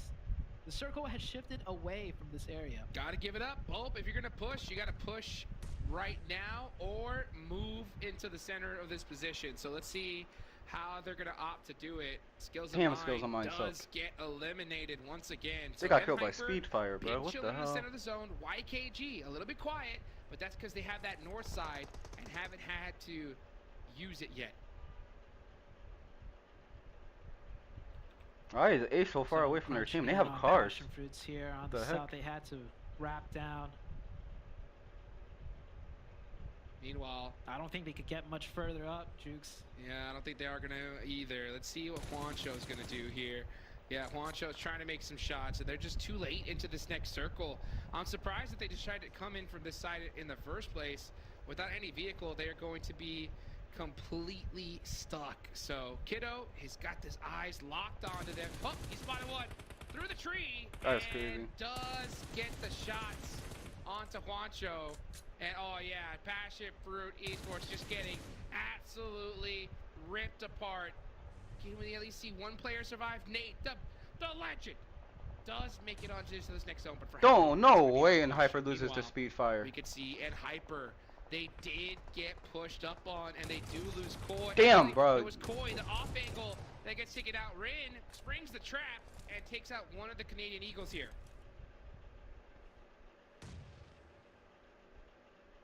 Let's see what the rest of Hyper are looking to do. It's these 3 building splits that can be so dangerous, because if a team just happens to get there, full sends it on you, they're just going to push each building one by one. This thing is about to be Kindness, crazy. Watch wow, this. playing this very bold, decides to go all the way up, and it takes a huge advantage with a nice opening nade. Watch this. He's about to get bodied. I like this Oh, approach. Kindness got that awareness. He knows Hyper he's taking there. Some risks That's here when crazy. they need to. Now they need to play together as a team. Kindness just one-man army. Gets 1, 2 openings and goes Bro, his for the fucking full teammate one, got in his gets the way. third. Nice. Kindness not showing any sort of kindness to the other team right They need now. to bring Gets Valak the in, full bro. one. They get the circle. My they man's get Valak the not zone. playing. And Hyper at 7 eliminations now, I believe, doing Wow. a really good job. Great job indeed. I would like to see them just on the other side of that road, just playing it 2-2 together and just catch these teams slipping. I mean, this could definitely be the game for them. Let's see how they want to play it off, though. Meanwhile, Where is YKG at, bro? What the see hell? how Trip is going to take some shots downrange. K19, Oh, wait, my they fucking fan do might lose be. HH early on, and they're playing the absolute edge of this. With Ace looking up on top of them, they are in big trouble. Yeah, 0 elimination points so far for K19 as well, and they have to fight their way into zone. They need to find something. They either need to sneak their way in or get some eliminations on the way in, but they surrounded from the north and south side, both right over the top of them. Ace on the south on the high ground. Not a good spot to be. Here comes Wall Street Bets creeping closer. K19 Trip. Wow, great return fire. Gets 2 of both. Those are some much needed points for them. Yeah, you know what? Speaking of points, right? Who's going to get the most eliminations this match? That's the question I have. My eyes, it's got to be Hyper. 10 eliminations to their name. Looking real good. Meanwhile, Bope looking to put some points on Guys, the board. Kindness finally did something. And let's see Let's go, how Kindness. they're going to opt to do it. As we do see... Oh, Papa Blue coming in strong. Hyro is completely stuck out. But hey, definitely made a fight of things. Damn, Baby Tang, the solo squad's coming in crazy. And meanwhile, yeah, look at Hyro. Just keep on going with that heal. Just see if he can catch Trip off guard. Trip actually runs forward. He's going to get caught here most likely. And Damn, that yes, bro, his he red dot is does. insane. What Easy the fuck? point there for Bope. Look at the goat. And there goes the follow-up.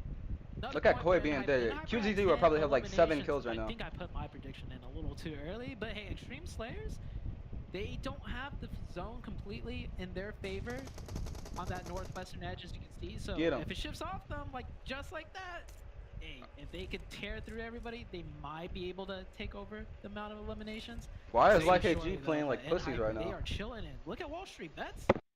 He still got the high ground and they're in zone.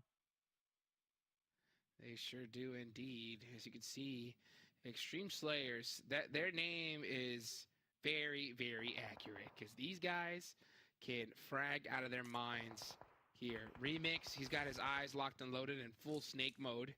That's where he's most dangerous. Meanwhile, YKG, all right, YKG are yesterday's champions. They absolutely dominated. You know, looking to turn things up here. They are definitely a threat and a force to be reckoned with. Players better keep an eye out for them.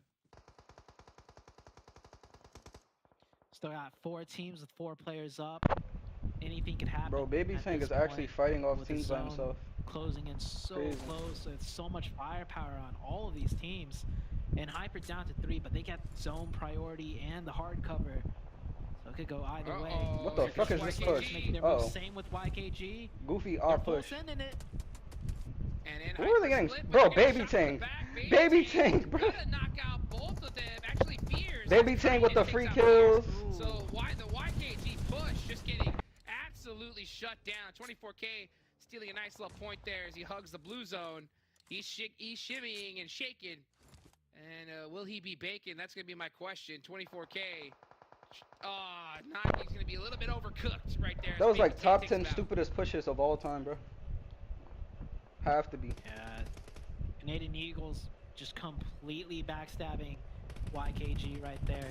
The Giving GOAT in got Hyper kills though, much so. needed support at the man disadvantage. But Your in Hyper, kindness they're is not like done yet. going They're taking insane, shots bro. towards Extreme Slayers now. Extreme Slayers, new zone pops up. You know, There's this is someone why I in said zone. Extreme Slayers were at ass last 0. season, because this is how they played. Elimination. Maybe they're They weren't getting that saving many the- kills, saving but they the were steam playing for the like next game. They're zone getting blasts, like replacement points asking on for right zone now, blasts. though. Yes, they are. But now There's they gonna not, be no so they got surpassing remixed. in Hyper. It's literally impossible for any team to do so. And let's see how Wall Street Bets is looking to handle They got this. GOAT mix. They're gonna go ahead and start taking some shots. Ooh. Actually, if Wall Street Bets takes out everybody in the lobby, they could still pass up in Hyper by 1 point. But with the Play champ. Zone taking out one of the players from Puppeteers, that is gonna. This dude is so be bad, it. bro. Bro, he is so bad at running tournaments. Definitely What is most this? eliminations. They do get that last player though, and Wall Street Bets looking very dangerous from this high ground. Oh yeah. Oh, some return. Oh, double knock. Oh, unfortunately for In Hyper, Extreme Slayers is still up, so they can't just push up the hill. This and motherfucker capitalize on finally that. woke up talking about some morning, Wall bro. Street Bets getting some resets. Get your ass here. on, Wall bro. Street Bets Pain is down to literally 1 killing player. us. They can only revive Oh, up this to is gonna 3. be an easy win, New chat. circle. There's Easy still a win. And then circle we get left, but these fucking teams to play destroyed for. because Smokes someone wants to coming push out, away, bro. Jukes. It's a 3-way, We need 3-man all 4 brawl. ties. Oh, Wall Street Bets had to push out, and their all eyes are on them, so they are gonna get completely wiped. Extreme Slayers jumps out, and Hyper with these smokes do survive. Oh, they do pop in the vehicle and Hold get some up. cover. That's my Extreme Chinese Slayers food. win this. They have the cover. They have the cover. I'm They fucking have the hungry too, shots, bro. And Hyper's in trouble. It's Ren. It's all down to Ren. The nades are coming in. Brady throws it out. Audio cue's good. Tosses it to the right side. Not far enough, Ren. Got that first aid off. 1v2 situation. Got Jukes. him! Ren could pull it off. That nade, though. Ain't no way they Will just let these things motherfuckers for win with In 4 kills. Or Hyper. 3 kills. You know, I misread the prompt. I didn't know it was most eliminations. I thought it was just who's going to get the chicken dinner. Woo-hoo, if it was, Well, you would have been the it was big Extreme winner right Slayers. there. That is crazy. Oh, they got 4 Extreme elims. Hey, they got a Slayers. win though, so that's Back-to-back. what actually counts. Back-to-back. Back to back? That was a back to back. 4 eliminations from them, 1,000 damage, and they did it the hard way. That was not an easy game to win. Just refusing to go down. Beautiful shots from them. I mean, you got to give it to Ed Hyper. That's a performance we've been waiting to see.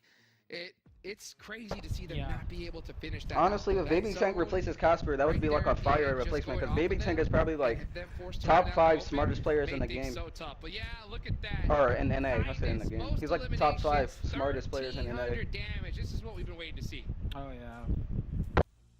I think in Hyper, they really need some star power on their team, like someone to like really stand up and just like take the risks and lead the team, because that's what's really lacking. And Kindness did it that time. He went in, took out 3 members all by himself when they were holding that compound down. So I mean, Kindness doing a great job. And at the very end, I wouldn't even call it a choke by In Hyper by any means, man. Extreme Slayers, they just hustled just a little bit faster than In Hyper could, and well, Chicken Dinner went over to Extreme Slayers. Yeah, they did a great job of defending those compounds. I mean, it was not easy, especially with how much pressure they have. So, I mean, to see In Hyper come out and Kindness to pop off the way he did, finally, we see a beautiful ray of hope for In Hyper. Guys, we'll hear what the desk has to say about this right after these highlights.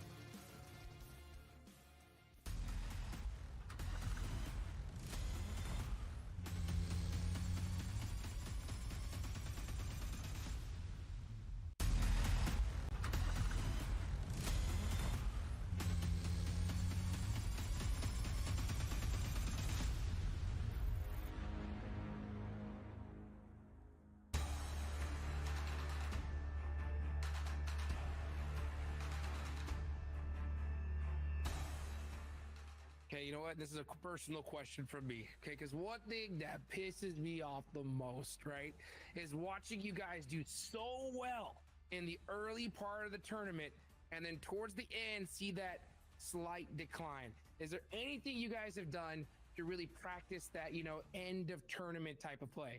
觉得主要原因还是因为我们几个是比赛经验不足的，但经过这1-2年的比赛下来，我们已经能应对这种特殊情况。Y'all are some of the best in NA, right? I want to see some of the clutch moments. Hopefully we'll see some here in this fall split. Another question I have is, do you guys ever feel burned out, during your time on the professional stage? And if you don't mind elaborating on some of the sacrifices you make in your daily lives to be a professional PUBG Mobile player. 平时还是经常会感到疲累的，因为每天的工作时间是特别长的，相当于其他的工作。因此我的个人身体健康，还是受到了比较大的影响。Gotta get that, man. Gotta get them stretches in. Gotta get them stretches in. Well, I'm not gonna give you a fist bump here, this one here, man. But I'd like to see, would you like to say anything to the fans out there cheering you and Hyper on? 谢谢大家。然后，今年我们一定会拿到最好的成绩去冲击 PMPC。Well, I for sure hope to see you there. Thank you so much, Koi, for taking the time to talk to me today. 也谢谢你采访我。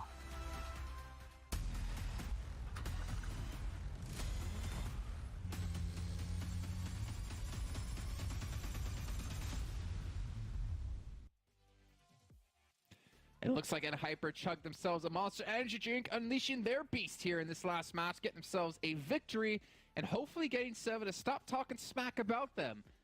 No, to be honest, he has good reason to, but that was a good match, and to be honest, Seven, that was a match they should win, considering the position, the God compound they had, and the way the zones worked out. I guess the only scary moment was, actually, sorry, it was Extreme Slayer's one, obviously, right? But Hyper having a good match, but having the crash by Speedfire onto them and Canadian Eagles at the same time, we saw the true power of Hyper. We did, and what was crazy too is that they were able to actually do it with just 3 players. They lost Koi early on, and at one point I was kind of scratching my head wondering why Koi was so separated, especially in Sandhog with the circle that they were kind of working with. He decided to go back to the compound they were holding, and then he got knocked right away. So I was kind of hoping he would just be in that compound. If he wouldn't have had to rotate, I think he wouldn't have been surprised by the angle that he maybe was caught on with. But overall, Hyper able to take advantage, right? And another great thing that we saw out of them was the third party very early on when we saw the third fight between SLR and also I think it was Miss Sexis as well. For them to be able to third party that's kind of what Hyper was known during the spring too. I'm hoping we start seeing more of that. I'm hoping we start seeing more of the confidence, because I feel like we haven't really seen Hyper with a lot of confidence the past matches, yesterday especially. Yeah, completely agree. But let's take a look at the match rankings and so many points they got for themselves. And obviously, they still gonna need some time to adjust within their roster as well. They get themselves 22 big points here. That's massive, honestly, for them. And Extreme Slayers, again, Seven, something you wanted to point out about them was the way they played out that match. Yes, they were so patient, completely different than some of the matches that we saw yesterday, completely different than what we saw today as well. They weren't leading the charge in regards to fights. They were waiting for the right moment. If they got a chance to third party a fight, they would go for it. And they were also playing outside the circle, pretty much playing the edge of the circle, which was really different from what we're used to seeing out of them. So it's good to see that they're not only can they play when they're inside the circle, they also can play whenever they have the circle towards their back. It's good to see that variety out of them. And I know a team that impressed you was Canadian Eagle Esports, especially with those 10 elims. Yeah, I think I've been very critical on them, thinking back to the Miramars and the way they played up positions. Yep. Like yesterday, it was like the southeast side of Los Leones. They just sat there forever. They let teams get ahead of them, and they got punished. This time, I think they saw Speedfire crash in to Hyper, knowing that Hyper had this like really good compound that honestly you can't let them have. If you want to be able to have a chance to win, you got to take this away from them. And I think they saw that crash, which allowed Canadian Eagles to be like, okay, let's crash at the same time, because teams in that compound, one of the easiest ways to, defeat them is to crash on them for multiple teams. Unfortunately, it didn't work out too well for them. However, Baby Tang, man, the position he played out later on punished the hell out of YKG and did not allow them. I think he got like 2, maybe even 3 knocks onto them. Didn't give them a chance to actually fight up against Hyper there. So we're seeing some life out of the Canadian Eagles. I'm excited to see this, and I think we were wanting to see if they have that potential to pick up eliminations instead of playing passive and just going for placements. Yeah, and along the lines of what I was saying with Hyper, want to see a little bit more confidence out of them. I feel like Canadian Eagles in this Sandhog match, they were able to kind of showcase that confidence, right? Especially what you were saying, Baby Time, being able to hold up the angle whenever the crashes came in, getting some extra illims. And another team that surprised me that didn't get illims was Puppeteer. They ended up with 0 illims, but those 4 placement points, playing a little bit too passive. They waited for the right moment. They ended up getting squeezed between Stream Slayers and also Wall Street Bets Gaming. I want to see more out of them, and a team that continues on a big decline here. Passion Fruit Esports, only 1 more point. That is just not what we expect out of this team, Jason. Yeah, but I'm still very hesitant to judge a team based off of Sandhawk, to be honest, because things can be so chaotic, can be so hectic. The amount of third parties, fourth parties, fifth parties you could potentially have is always tough to deal with. And I think if you're a roster as well who hasn't really grinded out a lot of matches, hasn't played out, a whole season, adapting in those situations can be very difficult for them. But I still have some faith. I don't want to count them out just yet. But the longer we get into the week, the higher the chances that I'm going to start to do that, especially when we get into Friday's games, right? Because we have Thursday off, no matches to be played.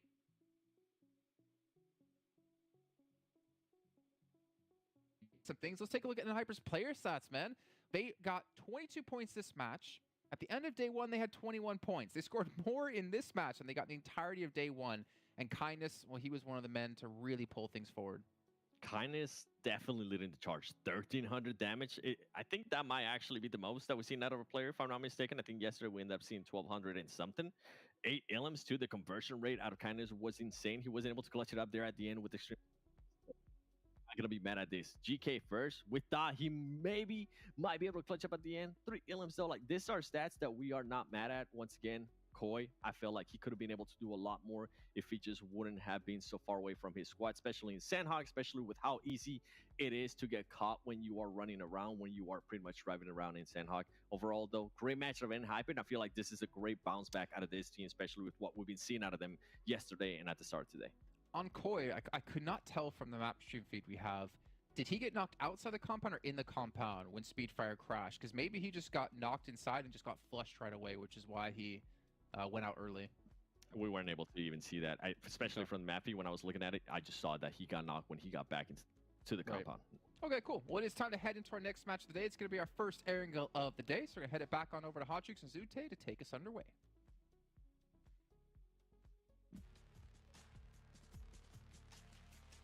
Here we go. All right. We got a nice, beautiful playing path right down the middle horizontally. So no surprises for these teams. I think getting back to Erangel is going to be a nice little sigh of relief for them. Yeah, I got to agree with that. However, third map of the day being Erangel, we might see something spicy just because the teams are very warmed up this time around. Maybe a hot drop. Hot drops will always happen in Rozhok. Rozhok, yes. I'd rather not see one. Save all the fighting for the mid to the late game. And as far as circles go so far, Jukes, we've had 2 Erangels. One circle all the way up in the north, like Severny, and then another one right around Shelter. So we've been getting some nice, fun Erangel circles. Not much of a, the snooze fest one. So maybe we'll continue that trend here. Why don't we get a military base one, huh? Let's do it. Let's go down to military. Let's see some chaos. I remember, was it like the 2nd or 3rd year of PUBG Mobile competitive where I swear the circle algorithm just loved military base. Yes, it was always going down to Millie. Oh my gosh, yes. 2 out of 4 Erangel maps are always military base. I remember those bridge games. Oh, those would be so fun to watch. Okay. Maybe. We got some bridge action still in play. Farm. Pretty close to dead center here of this circle. YKG looting all the way down over there in Primorsk. I'll tell you who doesn't want to play Erangel at the start of the day. You know who that is, Zute? Who's that? It's Extreme Slayers, man. I think if you're Extreme Slayers, you are very happy with this map rotation because this squad has been going off so far. And as a matter of fact, I mean, they're not playing in this match here. But they don't need to because they're all the way at the top of the leaderboards here. And both YKG and Extreme Slayers played the same amount of matches before this game started. Yeah, that's crazy. Yesterday when the games were done, we're like, wow, YKG, they're gonna hold this lead first place for at least like a day or two, right? Right? Yeah, at least. Extreme Slayers, See ya. answered it right back with their own back-to-back and excuse. Whoa! Uh-oh! Make it 1, make it 2. And wait, did they get picked up for a second? What is going on? Reckless on the trike. We got a runner. We got a runner. Reckless saying, help me, get this man off my back. Did he find a gun? Oh, he did. He found a pump. Oh, it's just a shotgun. That ain't gonna do it. That ain't gonna do it. That will scare off Rosh though a little bit. He's got. I mean, the rest of the team are coming in with weapons, no, for excuse. Got him. Yeah, if your excuse, push it. Why not? Right? Take these easy points. Keep circling though. He's on a trike. He can't get too far. Oh, he got it. Draco, does he get the shots off? He does. Oh, he almost got Puppeteers, run. Keep driving. Keep driving on that trike. Go. Hit the gas. Oh, he flips. It's over. He flips. It's over. He knows it. He is. Oh, I mean, it's already over. no, Chronix, chase him down. Chase this man down. Oh, You have to. No, you have to. No. Oh, wow. Reckless. Surviving. What a play. I mean, okay. Good discipline from excuse. Maybe, not to chase us down. Like for us, we see it as it's a free point. Yeah, It's a free point all day Just long. keep chasing and then go back to looting. It's not like we have a military circle, right? Where Dude. there's like timings you need to beat. Circle is pretty. There's a lot, in the Why room did to he play even with. get off though? Like, why did he even get off and shoot? Like, you Because saw. I think it's because they didn't want to spend any more time on it. They were But like, he- okay, this is dude. it. You get the knock or you don't here, and we go back to looting. We stick to our game plan, right? I guess, but I mean, the thing is like you had the buggy. The buggy was catching that bike. The yeah, buggy it was faster. gonna. I agree. Yeah, I agree. So like, all you have to do is just drive up to Keep the going. trike and just hit it with the buggy. Yeah. That's it. Or seat change when you get really close. Yeah, when you get really close, but you don't even have to see change. Like, it's a trike. It's gonna flip. You know it is. All you gotta do is just drive up with that buggy. Just give it a little pit maneuver. It's flipping. He's popping out, and it's an automatic, easy elimination. But hey, you know what? Discipline, right? That's what we'll go Yeah. with. You're right. We'll go with the But discipline. like I said, okay? maybe the call was we want to leave at a certain timing. Don't throw our game plan off too much. So that is discipline. So I'll give them credit to that. But in hindsight, I think, with the zone the way it is, there's no need for certain circle timing rotations unless they have a very specific plan in mind for this circle. Then I'll respect it. Like if they have Yeah. a dead set game plan, like if this circle is like this and he's already calling out we're here at like minute 3, minute 4, then okay. I gotta agree with you. Let's take a look at Passion Fruit over here in Yasnaya. Passion Fruit, just looking at their playstyle so far, I want to talk about them a little bit. Okay, They have looked like a team that you could just tell lacks synergy right now. We know they got the gun skill. The problem is that they're not in a position to work together as a unit. And at this 100% level, agree. yeah, at this level against these squads, no matter how good of a gunner you are, you're not going to beat a player 1v3 unless they just do something that is, as you say it, Tute, right? I don't know. Like we saw from Hyper yesterday, right? Yeah. So if they play it even halfway decent, you're going to go down 9 times out of 10. So, when it comes to Passion Fruit, especially when you see their Erangel play, the way they park vehicles, hold positions, it's more like they're playing for themselves rather than like protecting each other. Like we saw, Yeah. even Execute do in Miramar before. We haven't been able to see, like, anytime the camera was on Passion Fruits, we were not able to see teamwork, right? It was just, Yeah. it's always like one player getting a revive in a really bad spot, the other player holding off 3, or we haven't been able to see sight lines, like cross covers. It's just, like I said, the synergy is not there yet. They don't know each player's like individual roles at the moment, like how to balance things out, who's doing what at any given time. So maybe it'll start working out for them later on. This roster definitely experienced, like you said, but they've never really kind of played together as a 4-man squad. Yeah. They all have the individual skill, but working together. And I think that's the main thing, is seeing that the way you see the top teams position themselves, always covering one or the other. You know, they're always in Yeah. a spot to where if someone gets shot at, two players are able to protect them almost instantly. And I want to see that from Passion Fruit. And hopefully we see that along this tournament, right? Because this is their first big tournament together. And, you know, fortunately for them, they have enough games to play to build that synergy, enough time to do so, you know? So Yep. hopefully we could see them grow and do well enough to where come finals time, right? They're actually able to show up in a big way. Yeah. While we're on the topic of passion fruits, the head-to-head we did was passion fruits and Execute, right? Execute showed a bit of signs of life, you know, on that Miramar game. They didn't get the chicken dinner, but we saw them playing more, you know, methodically, a little bit slower than, and they weren't trying to do too much fancy stuff like spreading players too far out, trying to find too many things. And they had a really good game. So hopefully today they bounce back a little bit more. On top of that, you can see them right there on that northern side, that lime green color coming in from the north. We'll see how they play. And next circle, ooh, right on to Potato Hill. All right, Potato Hill, so far nobody has taken it up. And, you know, this is one of those positions where, you know, at the highest level, you would assume that it's taken already, right? You'd assume, okay, there's got to be a team on Potato Hill. So that could cause a lot of teams a little bit of hesitancy to even go there. And I think that's why you see them kind of heading near that location, but nobody just beelining it straight there. So hopefully we'll see a team realize, hey, you know what? This is still free, and let's get there. And Hyper, pretty close on the southern side, but yeah, they're not going to go any more closer towards center. And Hyper definitely one of those teams that would assume things like that because they're used to thinking of lobbies at a way higher caliber level where like everything's taken instantly. It's gone. Yeah, it's already gone.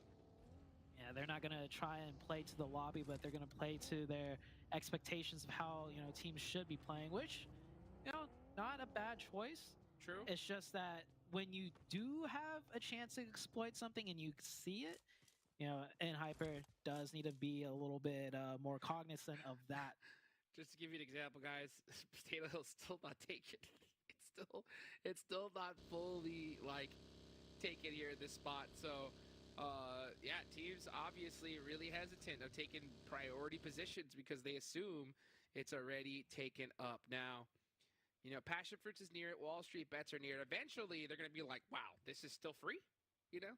And the good thing about this happening so early in the tournament is if a squad, like let's say if I was a team, and I happen to go to Potato Hill right now or even 3 minutes from now and realize that it was still completely empty and free, I'd be like, all right, we're in a different kind of lobby here. You know what I'm saying? We got to adjust our play style. What do you think about that, too?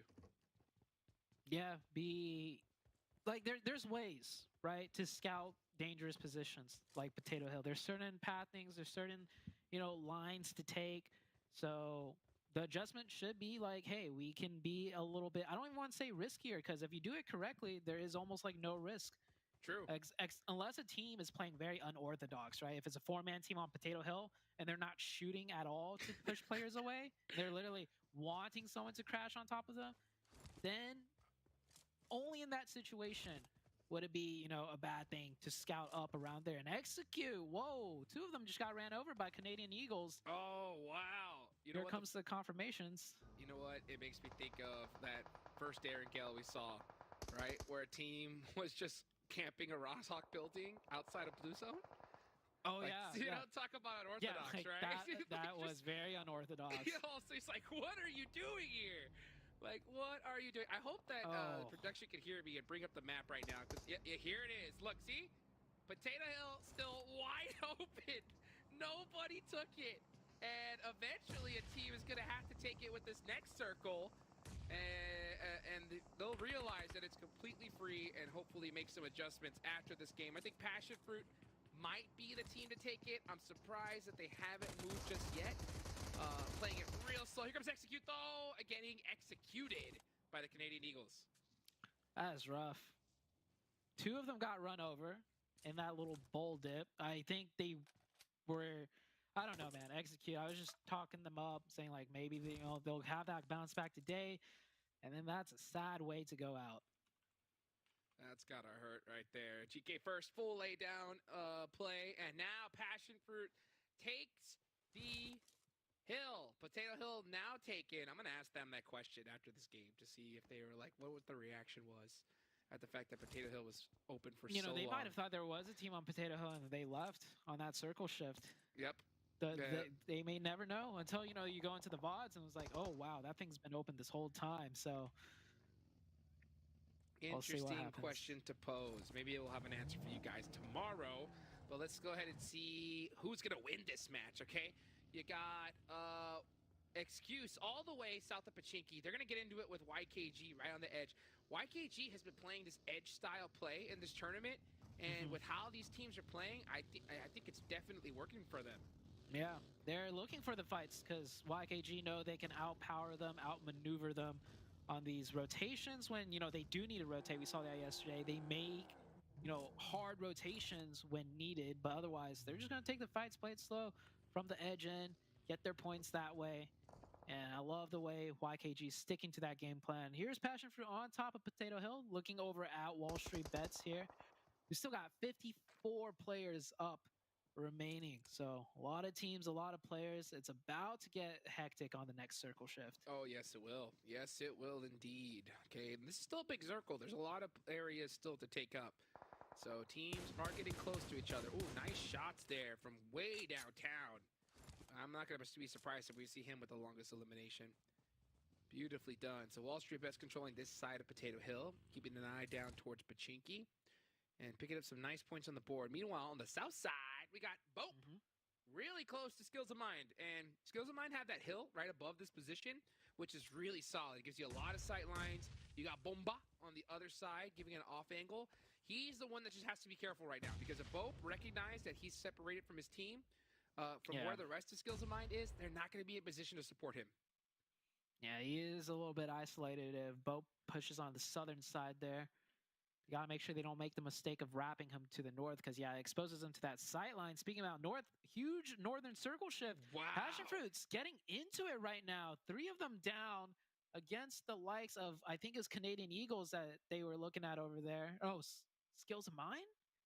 Oh, not sure what's happening, but Passion Fruits is gone. God. Wow. Yeah. Canadian Eagles absolutely evict Passion Fruits from a position they were defending. So that's got to be really disheartening if you're a Passion Fruit fan. Hopefully they can turn things around later on. Meanwhile, back in the main city of Pachinki, Excuse and Lotus Esports are starting to get into it. Matt trying to shoot some shots through those windows and provide that cover, but he's going in to get that res.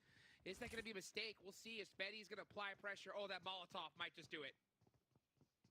Comes in. Oh, a little off mark. Just a little bit. Oh, that nade. Definitely putting some damage there. Lotus, so they're keeping up the pressure. They know they're at the advantage. Revive is forced to stop. Little peeks up and down. DBS, M4 switch. That's not an angle you want to peek into. 3 heads peeking over at you. Lotus keeping up the pressure. Good nade knock nice nade onto Chronix. That was so huge. And then they know they need to take this fight out now because this is out of circle. Matt, the last remaining player for Excuse. Oh, as a matter of fact, no, there is another player. So it is a 2v4, but they're definitely on the back foot. Draco, tried to catch that head. He sees that nade coming, moves out the way. But Lotus Esports, they need to get this fight finished quicker than later. Right after this fight is done, they got to move into the zone, and they have zone next to them, but there's no cover there, so they're going to have to move a little bit deeper. This is a war of attrition right now. Slowly but surely, they're pushing Excuse further and further back, but that's just giving Excuse more and more opportunities to potentially get some knocks onto Lotus. Another nade coming in. These nades have been on point for Lotus Esports. Beautifully done, and they're applying the pressure. There's still a minute on the clock, so the longer that this takes, the more difficult it is going to be to move into the next position because neither of these teams have found a spot. And Draco pops up. Oh, the Molotov comes in. He does miss it by an inch. The point stolen from Fierce. Yeah. Fierce is just watching this. Yeah, he's watching this fight like a hawk right now. Little taps on Nagaro. Oh, nice little shots there from... I believe it was... No, it was Chico. from across the way. What? YKG just stealing all the points. Nom nom nom nom from Lotus. That is disgusting. I mean, this is what YKG does, right? They've been playing this edge, just picking apart teams, stealing eliminations here or there, just soaking them up like a sponge. Yeah, it's crazy. You see Bro, I come back and execute is already. No, I'm rewinding this shit. I gotta see how they died. Taps on they can turn things around later on. Meanwhile, back in the main I gotta see city this of shit. Pachiki. Bro, they died. PSF and execute, do dude. it. They must have died to YKG or something. At the fact that Potato Hill was open for You so know, they long. might have thought there was a team on Potato Hill and they left on that circle a little bit. I don't even want to say riskier because if you do it correctly, if it's a 4-1 Show the fucking thing so I know shot who ran died. over by Canadian, a bad thing. Oh my god, CN killed them. Only in that. That's These crazy. guys would go and push in That's crazy. so late game and timed it so perfectly that all the teams around them would be fighting and they would just drive in the middle for free. And YKG is just soaking up points like an absolute animal here. Let's see who's going to win this match as we look to get the top 3 finish. Personally, I think I got to go with YKG. They're just looking too strong right now. Oh yeah, I gotta go with YKG as well. K19 right now against Skills of Mine. Lacks one up, Trixie boy. What can he do? He's going for maybe a revive here. No, runs back in. Revive is stopped. 2v1 situation. HH and Skur reaching in the compound. Yet Skur, Trixie boy, almost making it around the corner. But HH will get that trade right in. And Zone is just right there, but not within cover. So they're gonna have to move.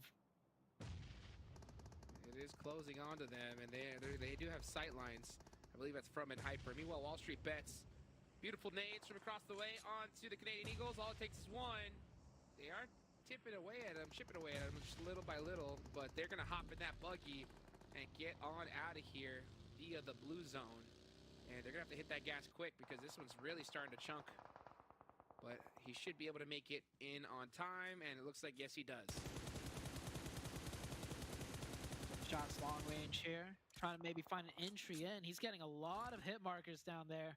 But no knocks.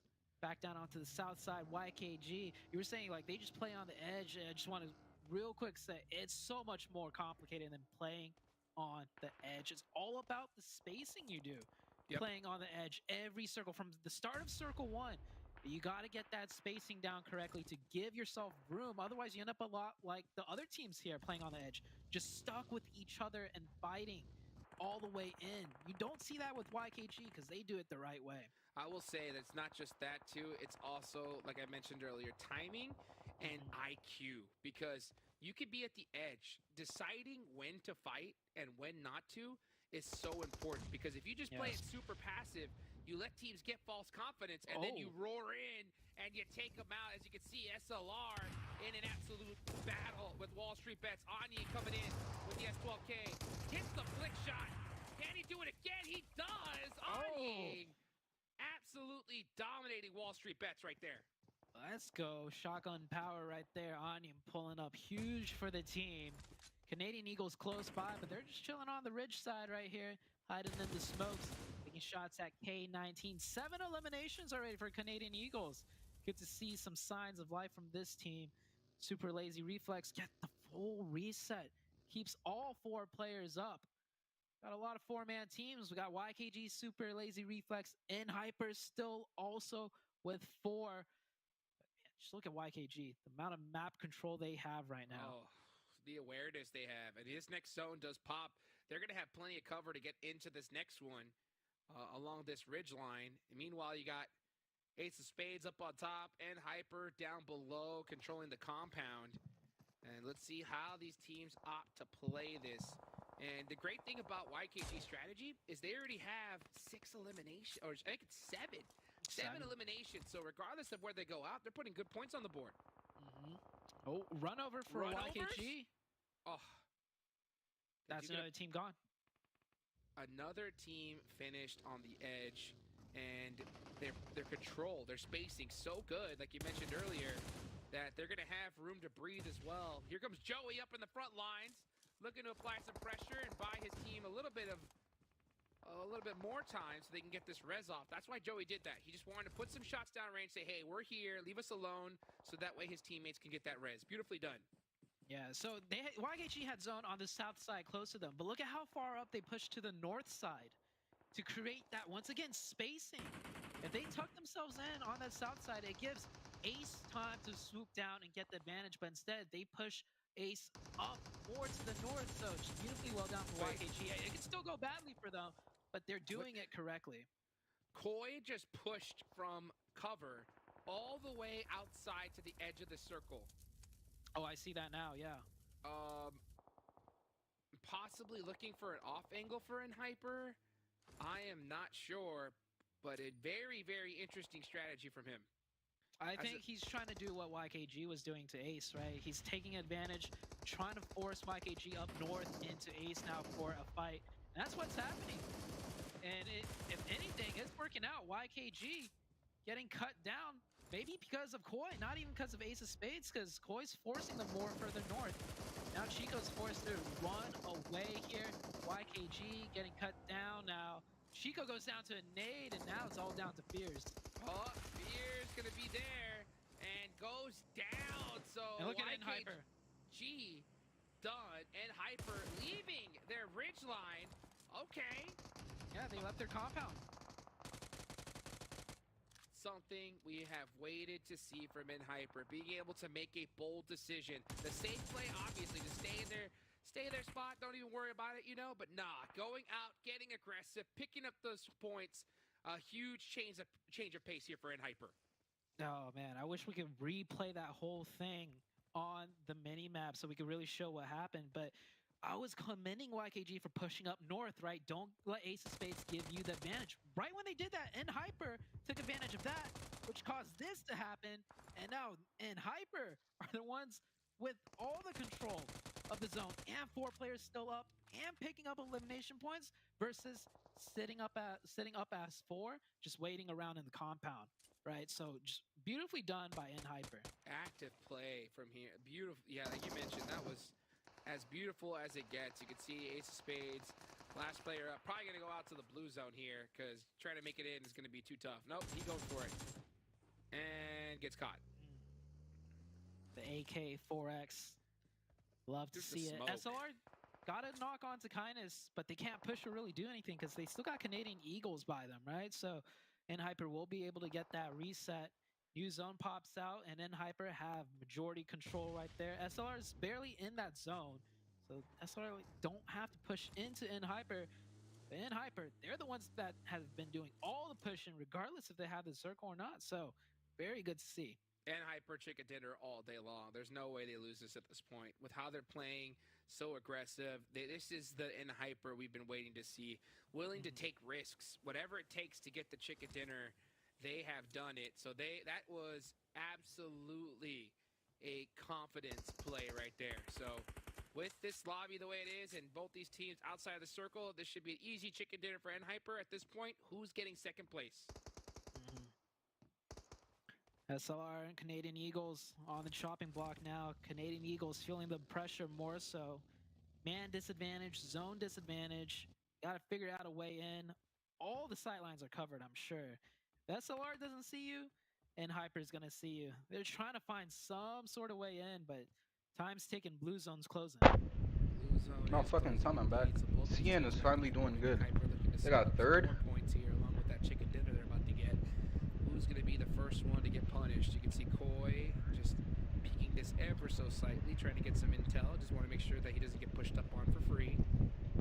And so meanwhile, yeah, Kindness and Rin on the other side, just with complete oversight of the rest of the map. It's going to come down to Super Lazy Reflex versus Hyper. The next zone's really going to determine how much Super Lazy Reflex has to play with. And how many points Hyper's going to Dude, I told you, bro. That nade was about to be insane. Wow! Bro, throwing missiles. From downtown catches Bob slipping. I mean, this is it, Chef's ladies and kiss. gentlemen. That was beautiful. Yeah. Nice at third place with like 8 kills though. That's like what, 80 to 100. That's a far nade, and he nailed it on the first one as well. And there There goes the confirmation. Oh, there goes the finish. Oh, they got As 9. Down to Nice. the 4v4, and zone favors and hyper. Not that they need it, but curious to see how's SLR going to decide to play this one out. I'll tell you what, zone blessed and hyper is best and hyper. This is where they're the most dangerous right now. And SLR, Bro, if SLR wins this, good I game. will blow up my I mean, PC. Second place, 4 eliminations so far. Maybe they might be able to steal another. Here they go with the bold push though. Bull sending it around the way. They're gonna get shot up in the process. No But knocks. It's only GK first, no knocks. He's got to get one here. As SLR able to make it up close and personal. GK first is a little bit out of position for the rest of his team, but they're finally here just in time to help him out. Yeah, I love the way GK First rearranged his position there to just stay alive more so than anything. Now the full squad's here. Oh! Good nade.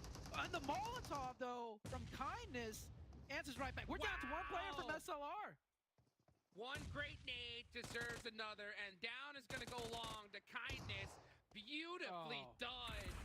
Kindness shutting it down. And Hyper with their first chicken dinner of the tournament, and it was a good one. Yeah, they did it in spectacular fashion.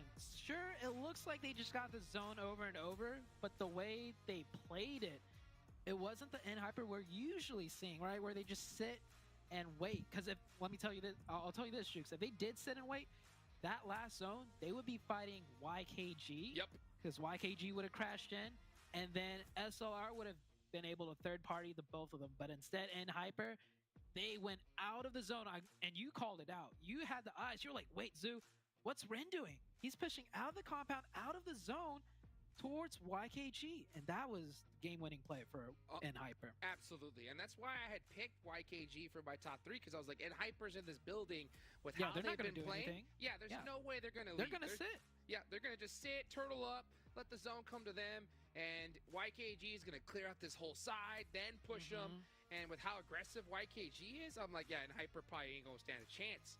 That's what's Yeah. going through my head. And then I see Koi go out of the zone, and I'm like, what's Wait a happening here? second. What's Exactly. happening? And then Rin follows right after, and it was all she wrote. GK first, though, with the highest amount of damage, most eliminations with 5. I mean, these are the plays. These are the plays we were waiting for from N hyper. It's a completely different N hyper today. You know, we saw a little shine of that on Sandhawk when Kindness pushed out of his compound, right, into a 1v3, and he got all 3. And now this was a team effort pushing out of the zone, and it is just looking better and better. This is a form of N hyper that I haven't ever really seen before. Right, the risks they would take before is when they get like a super big advantage. I'm saying like they get 2 knocks, 3 knocks, then they Right. push out of zone and do something in third party. Whereas, you know, other teams like Alpha 7, they don't even need a knock. They'll just make the advantage happen. Now we're seeing a different in hyper. They're gonna, you know, explore, take risks. We've always been saying in hyper they need to take a little more risk. Look at how much it's paying off for them, Jukes. Oh, it paid off in a major way. Still a lot more action, guys. Don't go anywhere right after these highlights.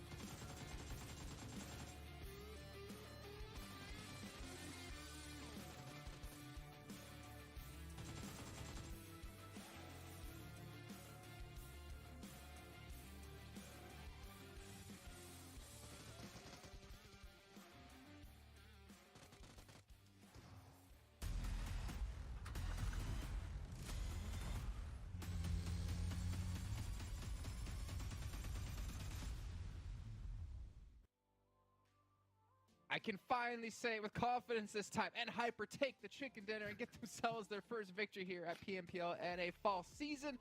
And honestly, it was well deserved. But as we heard Hotchukes and Zute talking about here, Koi, I don't know what he's doing within this team, man, but the plays he's making, the pushes, and I said this to you, Seven, we're watching it, he reminds me so much of GK First when we first saw him come into the EU scene when he was with Panda.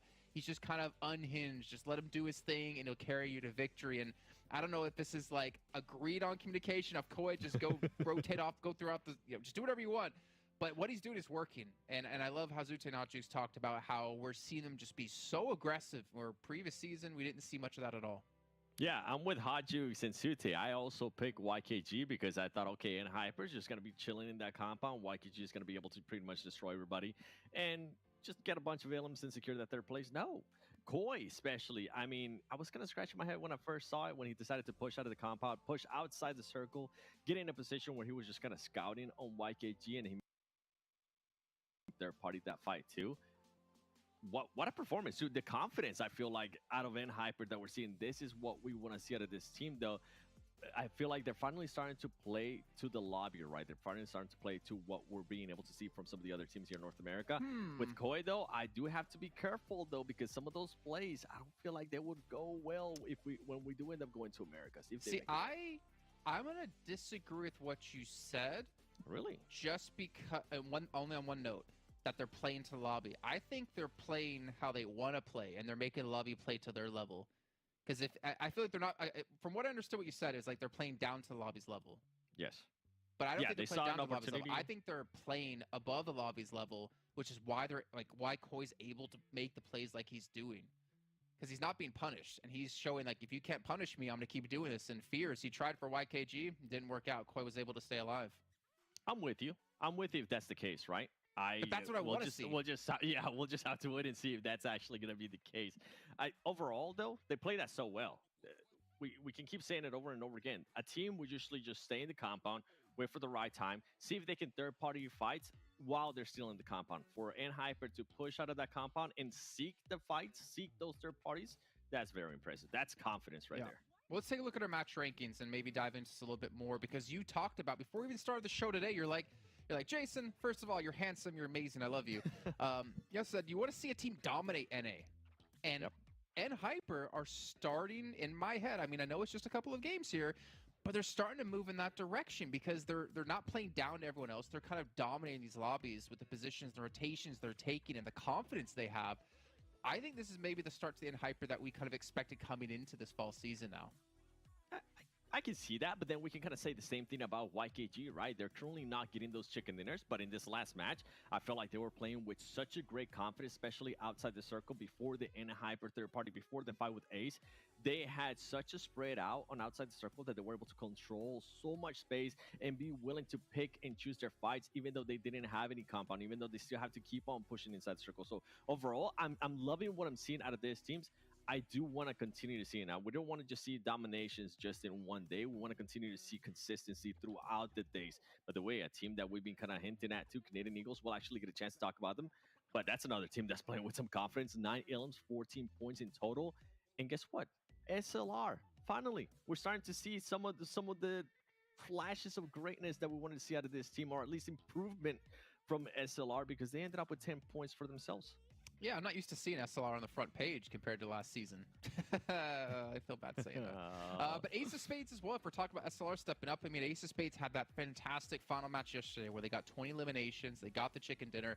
It's good to see them be able to make it into the later stages here and be fairly successful. But you're saying, and there's a couple of teams here that I'm probably thinking you're talking about here, Seven. There's one thing especially that I'm looking at, and it's one team that hasn't actually been able to execute. I'm gonna give them a bit of a pass because they did have some good matches, especially I think it was the first match of the day. I'm looking at Passion Fruit Esports. They've been able to, if my math is right, if my maximum math is right, I think they've gotten only 3 points today. They are going to be sitting out in the next match, and then we'll get to play the final match. But this is not what we wanted to see out of Passion Fruit, and I love what the casters were saying. Once again, Hotchukes and Sute talking about how the synergy doesn't feel like it's there for Passion Fruit. I would have to second that. We haven't really seen any kind of synergy out of this team. We haven't seen any support out of them. It's everybody just trying to put their input. I'm hoping that after today, when we do have that day break, they'll be able to go back, bot review, and this is what I was hinting at as well yesterday. I feel like we won't really see much. They actually have a full day to VOD review and work on their and work and figure out on their game plan. All right. Well, I know 7 you want to see overalls, but I think I'm going to delay it here because I really want to focus on Canadian Eagles as we were talking about watching the match. Let's take a look at their stats from yesterday versus their stats today. Now, yesterday they were being ultra passive. Today we're starting to see more aggression out of them. We're seeing Baby Tang in particular put up some really good numbers. We're going to see here. I mean, they've already smashed their damage record and elimination record from yesterday. So the left-hand side is going to be from today. The right-hand side is from yesterday. Their elims alone. I mean, 9 elims yesterday, 22 so far today. They're being able to get into more fights. The way they're willing to take those more fights too. It was a big question mark at the start of the day when we saw what they were able to do in Miramar. I felt like they could have taken control a little bit more of the position they had. But now I think they might have recognized that, and now we're starting to see a little bit more aggressiveness, a little bit more willing to get into fights and actually just focus on one fight. I want to continue to see that out of the team. And you mentioned that name, Baby Tang. Yeah, he's been popping off today. And he's been popping off in a big, big way. I think in Sandhawk, he ended up with 5 LM. Yeah, and he also basically single-handedly wiped YKG when it came to Sandhawk. Maybe we actually take a look at their player stats in the day so we can kind of highlight that. Or maybe we'll do that later on because if I'm not mistaken, our next match is ready to go, which means your favorite map, your favorite Battleground 7, Vikendi's coming up next. Oh, I almost said Sandhawk. I'm so glad you said it. Thank you. Thank you. Mid Kendi, bro. Fuck the Kendi. I don't like it. Okay. All right. You know, everyone has The their own players opinion. do. The players do not like that map. Well, it's only No the players one who likes care about that. 37 Okay, DBSs. okay, I get you on that. Dog Let's shit start zone consoles, though. rotations. It's time to get icy. It's time to head No to one Vikendi likes with this Hot map. Juice. No fucking corresponds. Nobody likes that map. Not a single fucking person in that player base likes it. Baby. Here we go into the candy. Boo! Bring back What's Miramar. happening, Zute? I'm starting to hear the shift of the tides. Okay?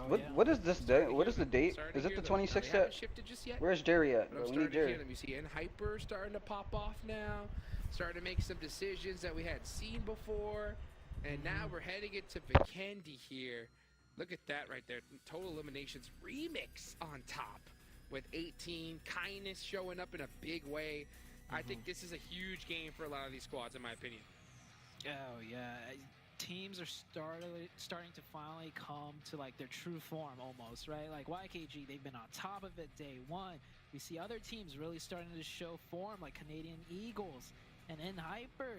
We are seeing stuff that we wish they were doing for like the entire of ever since they were in Hyper. To be honest with you, Jukes, because they always had this more passive playstyle, which worked really well. So we kind of were just like, okay, Bro, this dude's name is long and he has the longest elim, bro. What the fuck?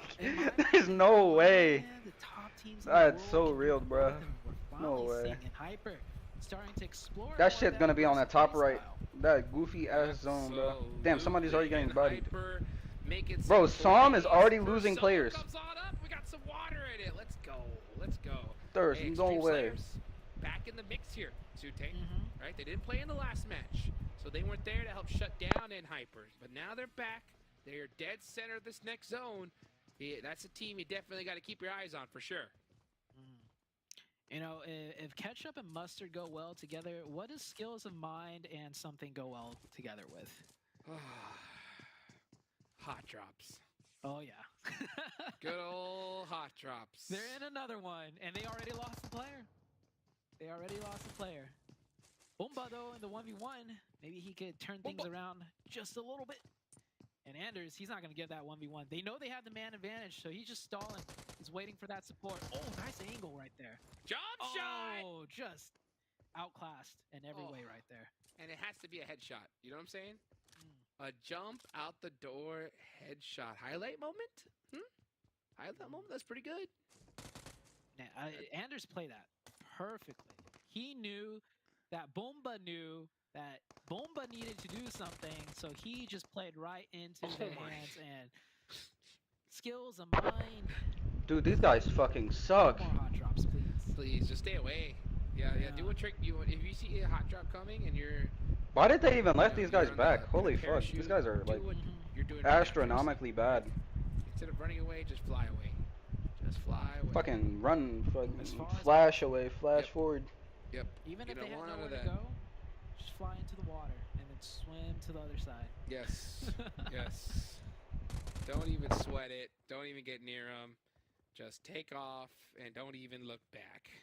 All right. Well, here we go. Here we go. You know, Lotus going to start this game off with 3. YKG going to be chilling here. I wonder how YKG, once they look back at that game, how they're going to make adjustments after that. Because they know Hyper is starting to make some plays.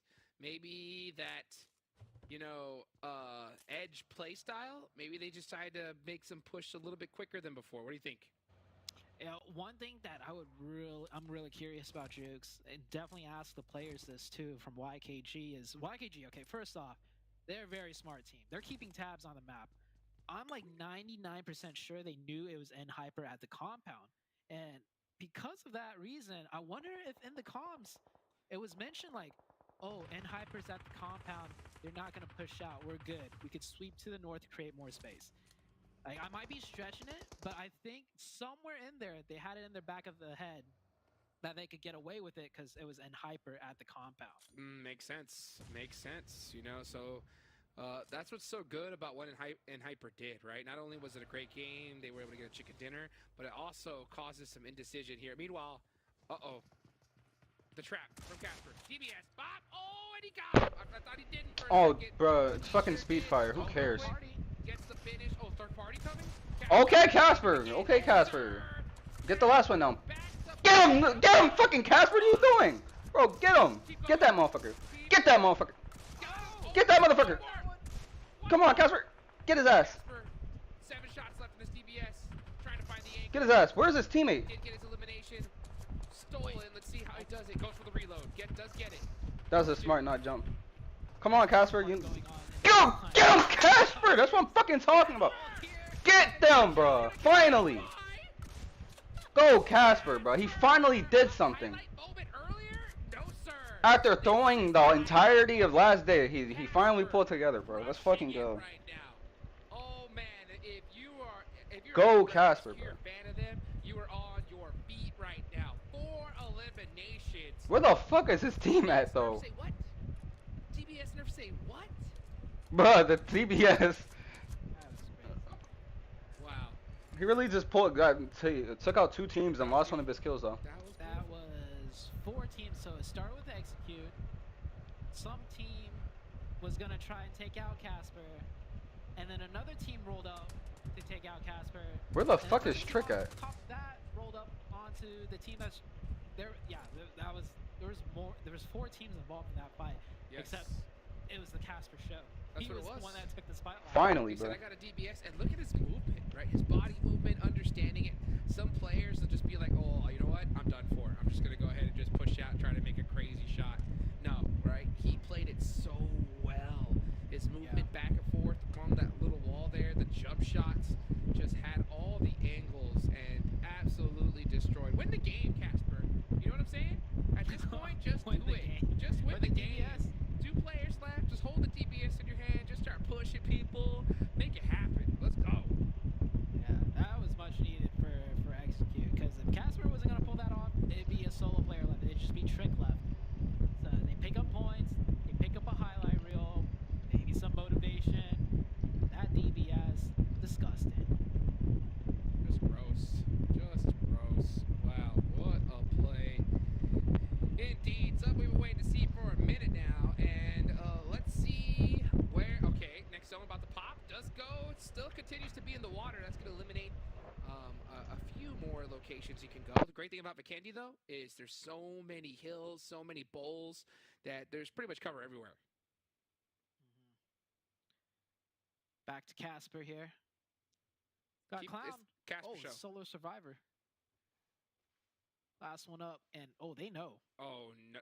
Clown. These guys are really just sneaking over to him. You got to just Casper, they're trolling, bro. There's no way. Clown's running right into them. got him. Big and 5. I know Clown is fucking mad. There's no Insane. way. How did they know though? Oh, How did they know, bro? They were. Sense to Maybe he moved like, slightly. He probably moved like The clown's slightly or senses were something. tingling. that's right. He honked his I nose. smell it. He honked his nose and they heard him. I hear a clown over here. I hear the pitter patter of big shoes. Okay, bro, y'all can shut the fuck up now. Jesus Christ. Jesus. Speaking of, I'm not gonna say that. Here comes Cloudy. They Cloudy talking coming up the way hill. too much right now. Robert GG, very quiet. This is what Extreme Slayers is really good at. They're so good at giving false confidence. Look how quiet they're playing. Ford is robbed. Holy shit, they got They're bodied. gonna get bodied. Butterfly effect is done for. I mean, unless they really say, oh, they see something? Oh, they may have spotted him. They spotted the car. They spotted the car peeking Oh, out. they saw a little tippy of the tap on the head, but they are getting shot at. Oh, but Extreme Slayer Brady coming out hot. He found those angles. Here comes the 3 peak. I love how when they were pushing up, they spotted the edge of the car. He jumped down. I don't know about that one. Wait, what happened? I wasn't looking. Oh, Extreme Slayers are getting bodied? Down with that DBS. Here comes Remix looking for some revenge, but it's already too Remix much is gonna late. hit this nade. They already lost a player. Nah, he's hitting this They nade. could lose Frady too if they're not careful. That Yep. nade, is it good? Oh my gosh, could be. That dude be throwing heat seeking missiles. I swear to God he does. Look at Kubi. And here's Remix on the other Kubi side. was way Pushed too. the He was last too late, player. man. Kubi, you're out of there. Driving over the top, flying across the skies, Front flip. flipping the car. Right That into shit's the gonna hands blow of up. another team that's taking shots Never at mind. the end. HH24 Those is are the fucking King ass. team. Oh, Casper and them just died. Make it in alive. They died to puppeteers. HH, he's gonna press this. He knows it's Oh, a it was solo. just Casper. Trick is still alive. They Never mind. really want the points right now. Kubi, can he pull off some clown magic here? Damn, he had that die once and didn't get the kill, so he automatically lost the fight. Right behind this Tesla, and well done for K19 to clean that up. Big heads up. And Cloudy was putting in some work there, right there with the DBS as well. Ultimately, they go down. Extreme Slayers, they lose how many players? They only lost one. Not too bad. Could be worse. Could be worse indeed. Let's see how the play is gonna handle out here from Kiddo up on top of the roof, looking for some cheeky angles. Next zone, 20 seconds left on the clock. YKG hiding in the building as Ace of Spades is starting to push up on them. YKG really good at defending, but it's really hard to defend a building like this because Ace of Spades is going to surround, throw a whole bunch of utility in. If they catch one nade, YKG is going to be in big trouble. You know, and with the zone about to shift, they might just wait a little bit more. Well, it doesn't really shift anywhere. It is Vikini, so they're going to have time to take that fight. Ace of Spades in their cars. You can see them backing off. So, yeah, Ace of Spades is going to go more center circle for another compound. YKG will not have to take that fight.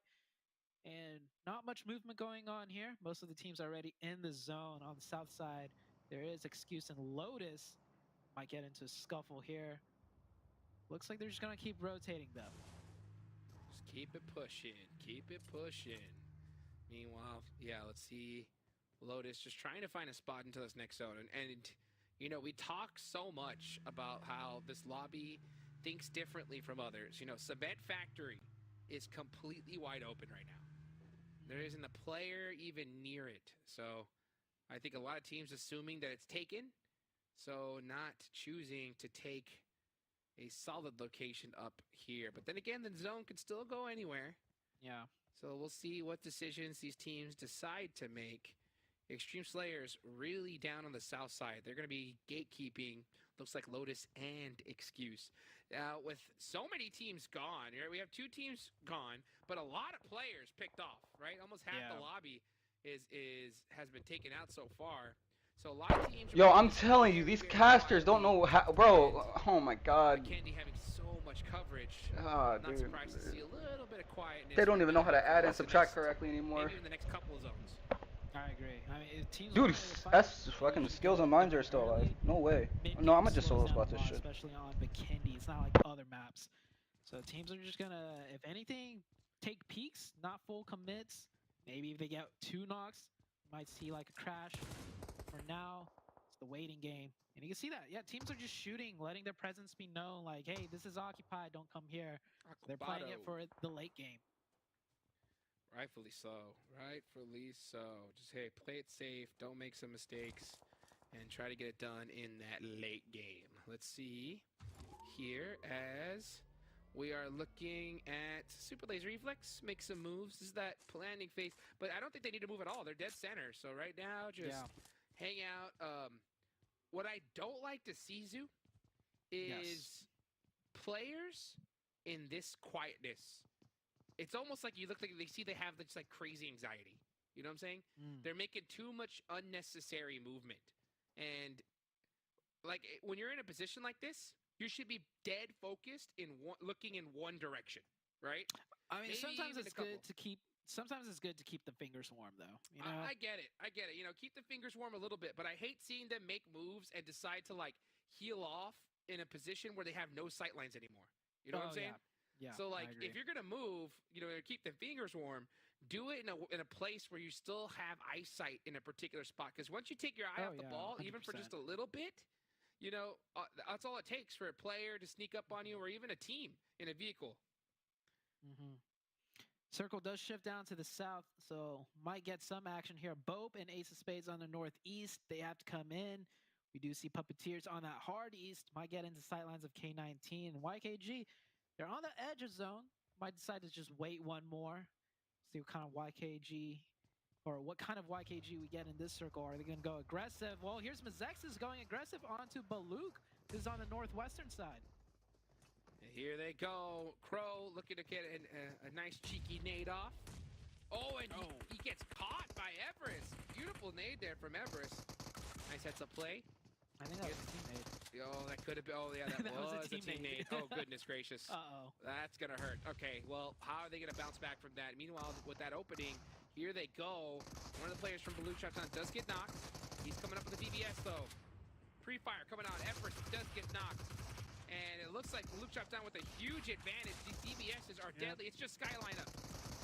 Skyline DBS and a dream. Can he pull off? What? No, he cannot pull off what the execute player managed to do earlier. And that is Baluk Chopton with a successful defense. That was Mazexis crashing in. And, well, it all went wrong when the first player on your team got team-nated. Yes. So, bit of a miscommunication right there from Mazexis. We usually see them do really well in these quick scuffle fights. Puppeteers in the SLR. More DBS action to be had. Player with an AUG in the backline, long coming around the corner. Support fire from his teammates. They'll take that player out, and that is done. Super lazy reflex. Good defense. Loses only one player. They do get another elimination on the board, so it's 2 total. And they are still in the mix here. Uh-oh, starting to get popped at from this position. I do like the fact that they did protect their vehicle just in case. That Zima, you can see it there in that corner on the bottom left. Next zone does come on up. Okay, it looks like Lotus Esports did recognize that Cement Factory was still open, so they are going to be holding it for now. And the zone might just go there. We'll see where it does end up. YKG looking to heat things up, though. Oh. That nade is going to start things off. And here comes the push from YKG. I love how Chico's always in the front line. They just send this man out, do his magic, DBS in hand. Oh, he goes down though. The Bison getting the better end of that one. YKG, they got washer spacing spread out a little bit. A good nade, and they're gonna be gone. Second knock, Joey with the Molly. Binky Bay goes down as well. YKG just crushing the competition here. Third party from distance though, maybe. Hold on, Kiddo. Oh, things are falling apart. Down The to shot, 1v1. you gotta hit those. 24K takes his time, and they lose a player because of that. But yeah, I guess, you know what? Didn't want to take the risk, but if Kiddo has any utility, this squad's done for, but it doesn't look like he does, like he has any at all. Popping off some heals right now. 24K is gonna go for that revive. And I don't think there was a third party. It was just Kiddo doing Kiddo things. Remember, this is the guy that somehow took down In Hyper yesterday, when Ace of Spades should have been dead to rights. So Kiddo That's true. about to pull off another miracle here. 1v3. Oh, okay. That nade hurt. Oh, yeah. He's done. Wow. Yep. Well, YKG do get the last laugh. Joey with 3 eliminations, 24K with 2. And they're going to get that loot as well. The zone has popped. It has gone just right to the east side of Factory.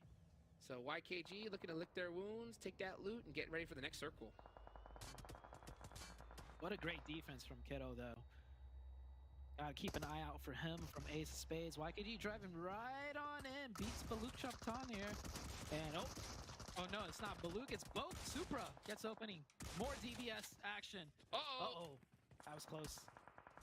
Throws the Molotov. He's stuck, though. You got to know that some util is coming into this restroom any second now. That's why he's hiding in the shower, just in case.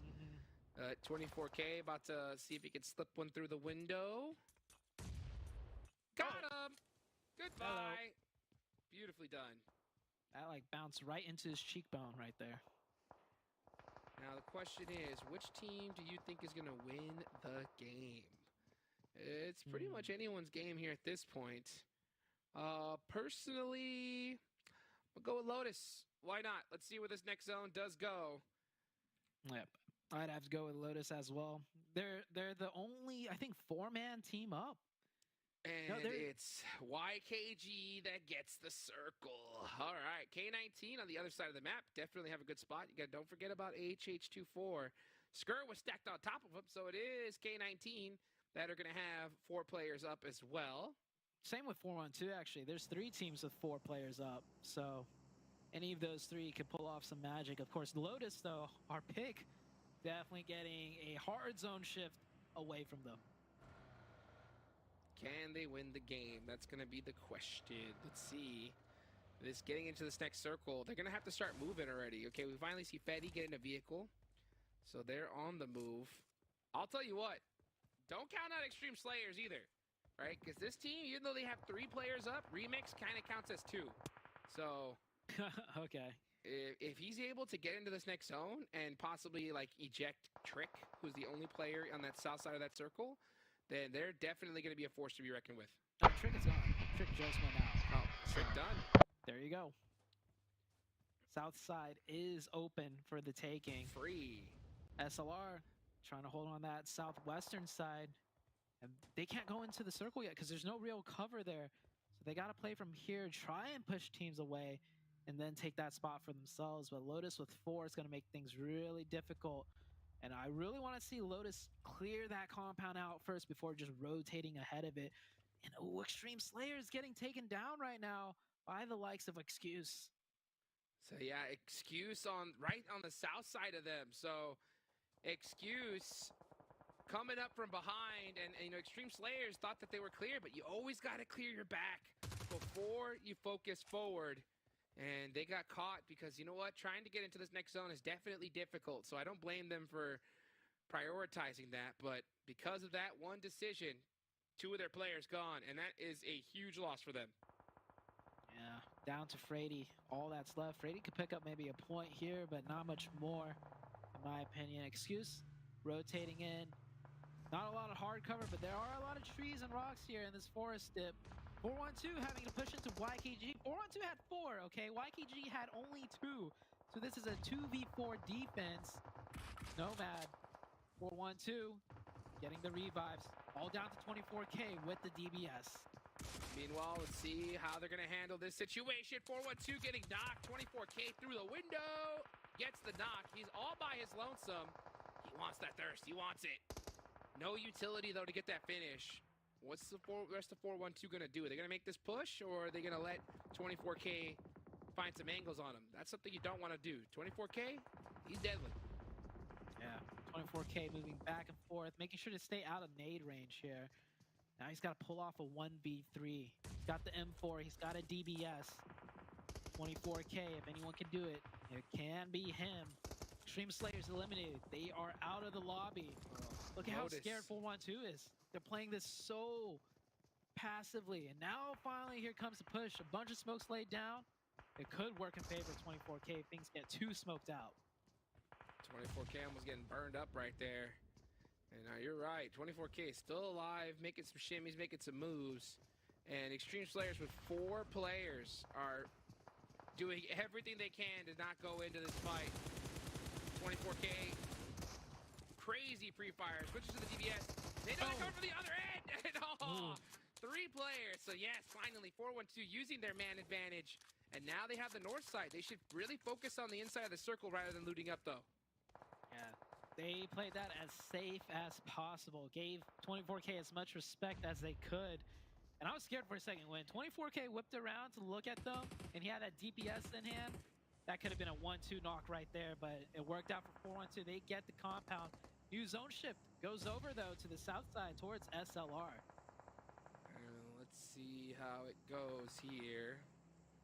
We do have Fetty, the last player up for Lotus Esports, the last player up for our hopes and dreams that we're going to win this match, getting our prediction right. But you can't count them out just yet. We got to look at K19, though. K19 looking really good. They are outside of this circle, though, so they got to keep an eye out as they push in, and they're going to be pushing in right onto Fetty.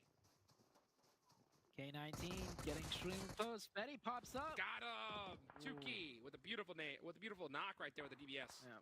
Skirt is knocked. Not a lot of time to get this revive. Zone is closing. It's just going to be the 3-man K19, and they're all stuck now. They're behind this rock. Smoke's fading.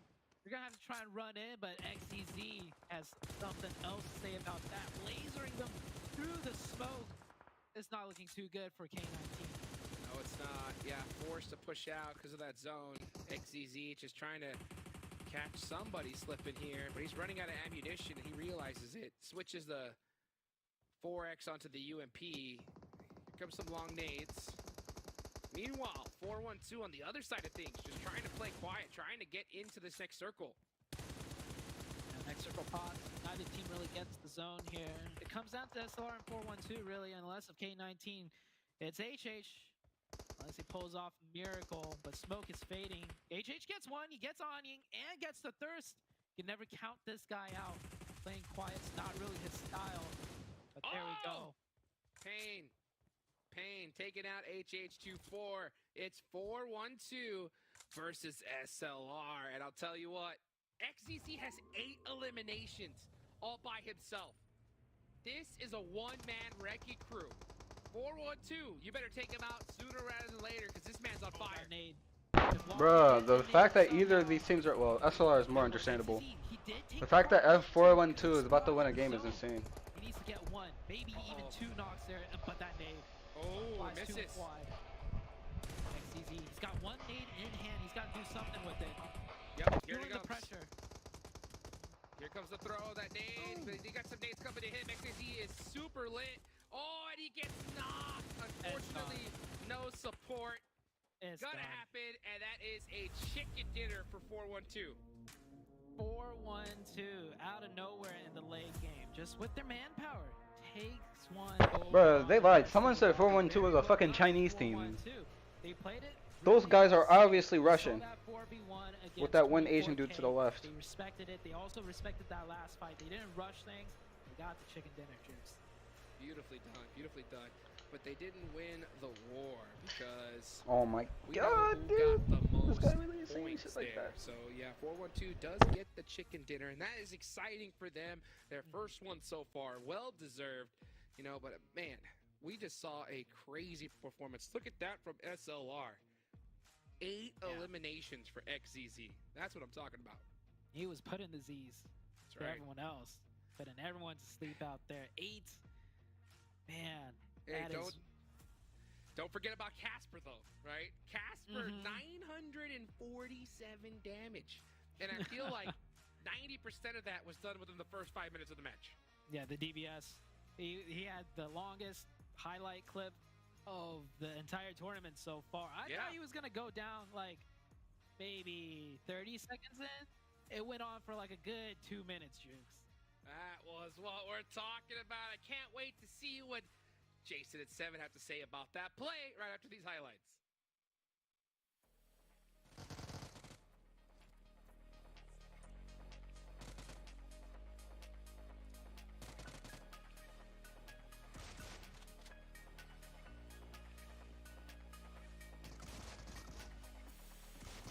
One more match. One more match.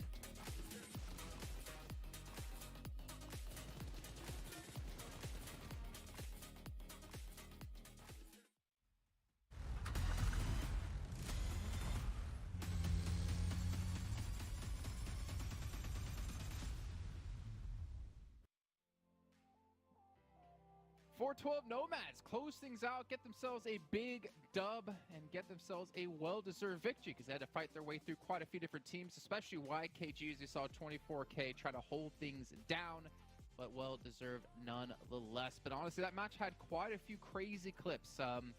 We'll start off actually taking a look at one of them after we talk about our social media that you guys need to be checking out. You can tweet to us your favorite moments with the hashtag PMPL NA. You can also check out the Discord server, YouTube, everything. Make sure you guys check it all out. And we haven't seen some of your tweets, so make sure you keep sending them. And if they're PG enough, we're gonna try to show them on the air for you. But man, my boy Casper, he was not a friendly ghost this time here, Seven. He dominated Puppeteers. He redeemed himself. Okay, this is something I was telling the casters too while it was happening. He redeemed himself after that mini play yesterday in OP Dip where he was just missing a bunch of shots. He wasn't missing that many shots here with the DBS. By the way, they said that the DBS was nerfed. Nightmares to a lot of people because It's still a shotgun. yeah, and especially when you put it on the right hands, stuff like what Casper was able to do, it's gonna happen. That was beautiful. I'm with Stute. I thought he wasn't gonna be able to survive that long, and then he just kept on surviving, kept on going. I'm all for it. Let's see it again. Actually, luckily we do have a replay here to break it down for you guys, and honestly, it was pretty damn. Actually, sorry, it was Speedfire. For some reason, I wrote down Puppeteers, but that was just rough. Look at this. Hold on. Let me just take a second. Boom. And then right here, I actually enjoy this. I like the patience, not with this one. The other player that it was comes actually close to him. Puppeteers was there. My bad. Oh my god, I'm just getting so confused now. I was just Puppeteers. flabbergasted by Casper. This fight right here, he kept trying to find an angle on it, and the other player from Puppeteers just kept following him, so he wouldn't be able to find the angle. And right here, when he was able to surprise him, and then go back and start just spraying them. Gets one, and then it's able to get the other one with a jump up. Just such a beauty play from Casper. You know what? Let the man cook. We were saying putting kill switch for him. I was absolutely wrong. I was absolutely wrong. Don't start meat riding a guy because he got his team 4 kills after losing him like 30. That came later on. Don't do that. Kill switch would still be a better pick for Saying Casper, stuff but out of him and honestly something these guys are just yapping, bro. They don't know what they're fucking talking about. Last season might have been in here for execute. But let's take a look at match rankings. See the points all the teams got, especially 412 Nomads, considering they won the game. They're actually just yapping, bro. Shut the fuck up. But Super Laser Reflex, The money ain't even cooked yet. we're starting to see them warm up a bit. And we actually got a chance to see a player that I'm not too familiar with, but boy, did he put his name out there. XCZ. He had 8 elims there towards the end. I'm not sure if he was able to get even more, but 11 points for this team. And this is why I was hoping that SLR would be one of the best improved teams going from spring to fall, not only because of the additions that they added, right? They added a lot of the chosen players from the spring, but just the fracking power that we know those players have is currently showcasing here. I want to start seeing a little bit more of that. Obviously, I'm not expecting wins every single time. I'm not expecting 11 elims all the time, but if we can start seeing some nice consistency out of them, that'll be great. And another team that we kind of have to call out here, Jason, K19. I felt like this match was theirs to win. Yeah. Before I talk about them really quick, I just want to actually say for Super Laser Reflex that I don't think we can really call them or compare them to Super Laser Reflex from last season because it's literally a completely different team. It's just one person holding the spot. So it is like a completely different roster, and at least they're showing that they can do a complete 180 from SLR from last season. But yeah, K19, man, I was really disappointed. I feel like they had such a good spot on the eastern side. They were across the road. They saw YKG and 412 fighting, and what did they decide to do?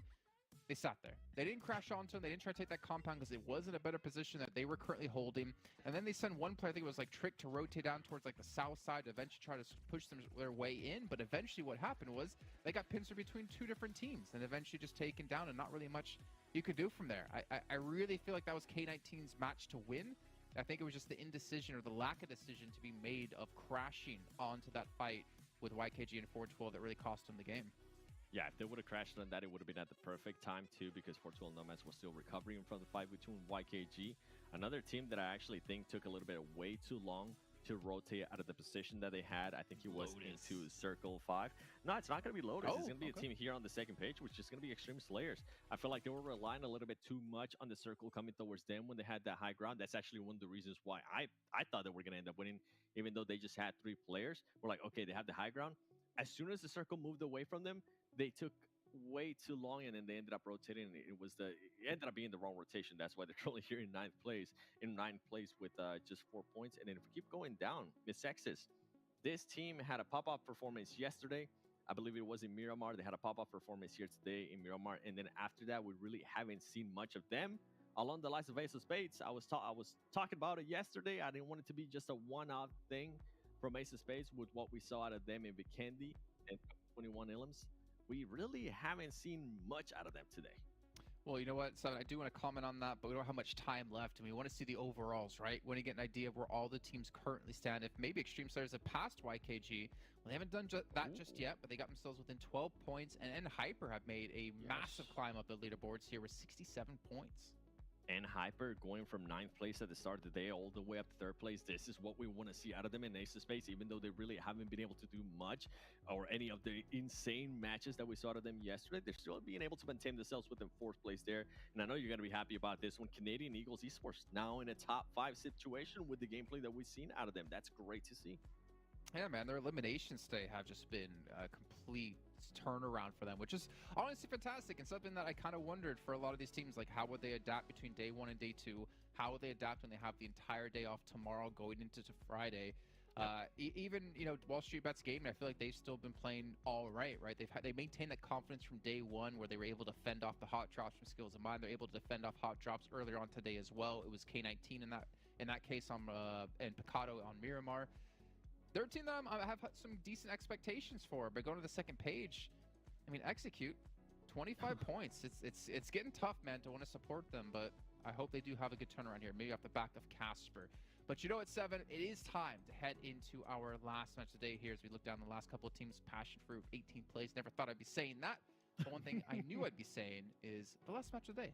Let's head over to Hot Jukes and Zute to bring us in. Hot Jukes? Hot Jocks. Hey, Jason, if you can hear me, focus. Focus, baby. All right? Yeah, you get it. You know what? It's the last match here on day number 2. And speaking of focus, we're going to have to see some teams pop off here. We got a southern play path just above military base, baby. Can we get that military circle here to finish things off? It could happen. You'd love to see it end the day on a military zone. More importantly, I want to see what N-Hyper's got for us. I think today's been a real treat for us to see, you know, N-Hyper just switch gears, like clean as day. They're playing differently. So maybe we'll get a military zone and see some more magic out of N-Hyper.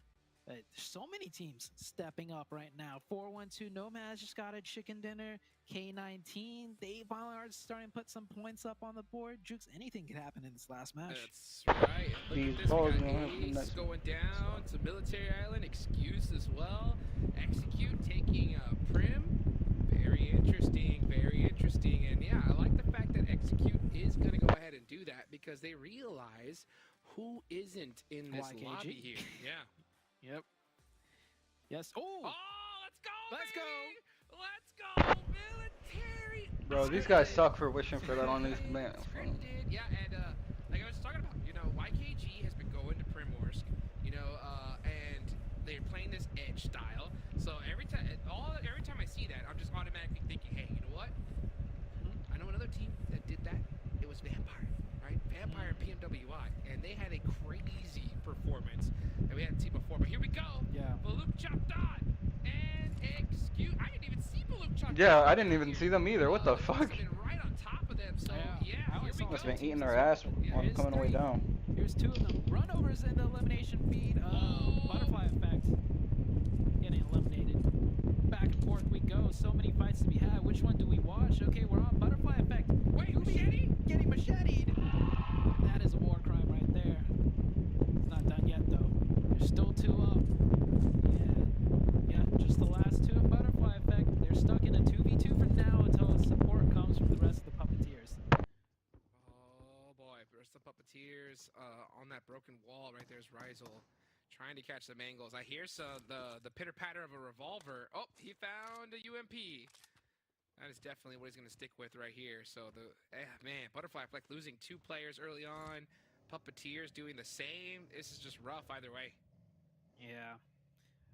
Quick update in Hyper already. Kindness rotated across the bridge, so they're not messing around with this military zone. They're gonna just straight shoot it over there. But we see them do a lot of splits, right? They'll split 2 on Military Island and 2 on the main island. We might just do that here as well. Butterfly Effect will eject it out of there with the last 2 players for the last match of the day. Woo! And they are speedy with it. They're not messing around. Woke up in a new Bugatti, full sending it onto that southern island. Here we go. Look at this. It's been a long time since I've seen these apartments.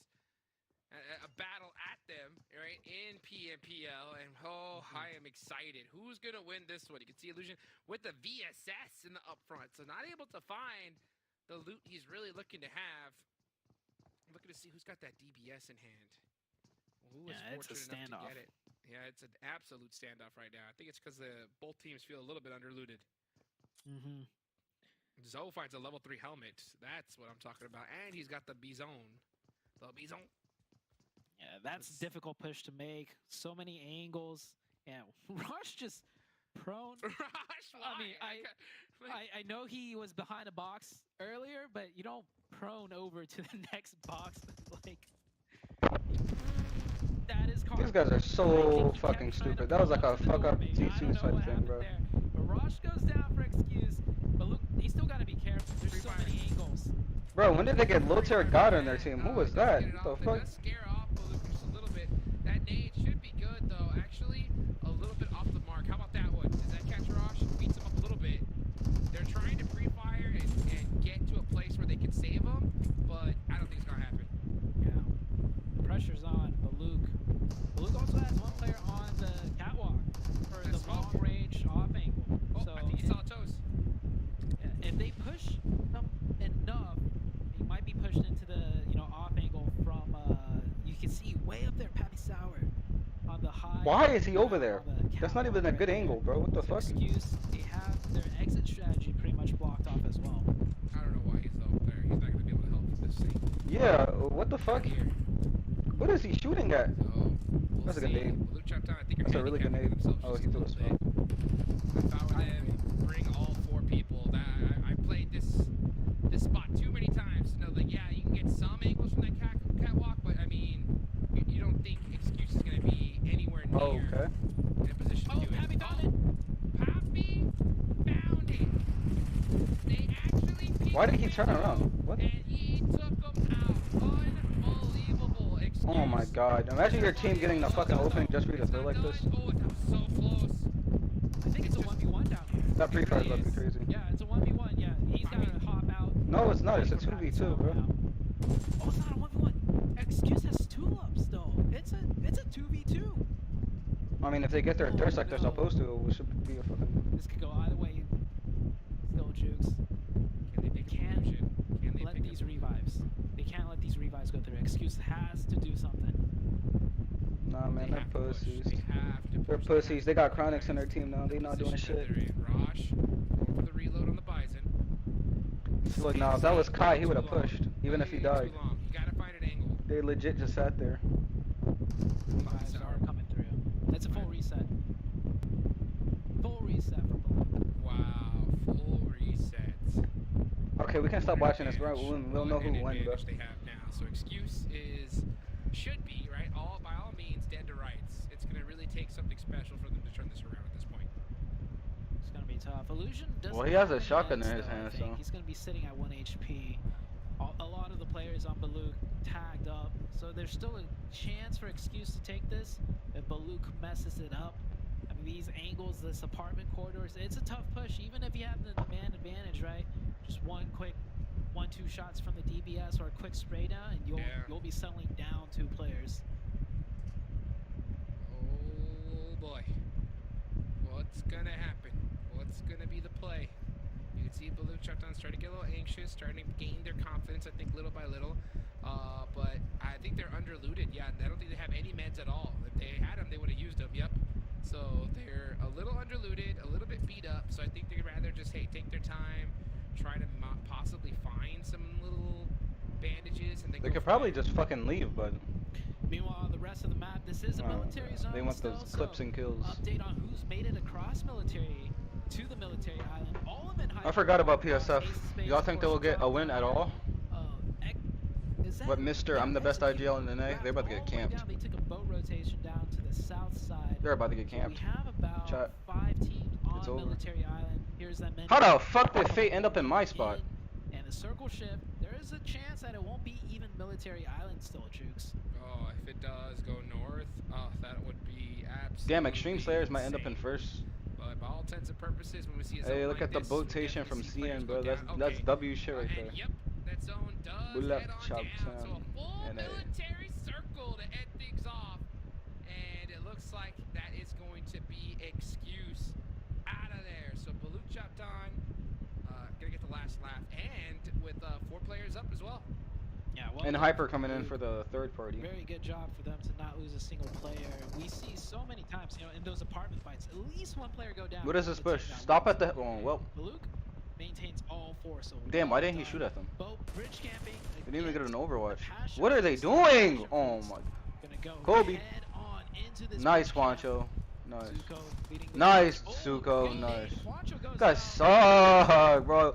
With Weren't they getting a Caniac combo? skills, That they man does not want that combo. Look at passion fruit, right? They have the gun skill, but again, you just see them. They don't have no in positions gun not skill. really Look at covering this each other. stupid They shit, go bro. way far back. I think possibly to a boat. You know, he's in I'm the not water. sure what's happening. Yeah, he's just stuck out there in the open. Dude, Sixless is dead, bro. Far behind.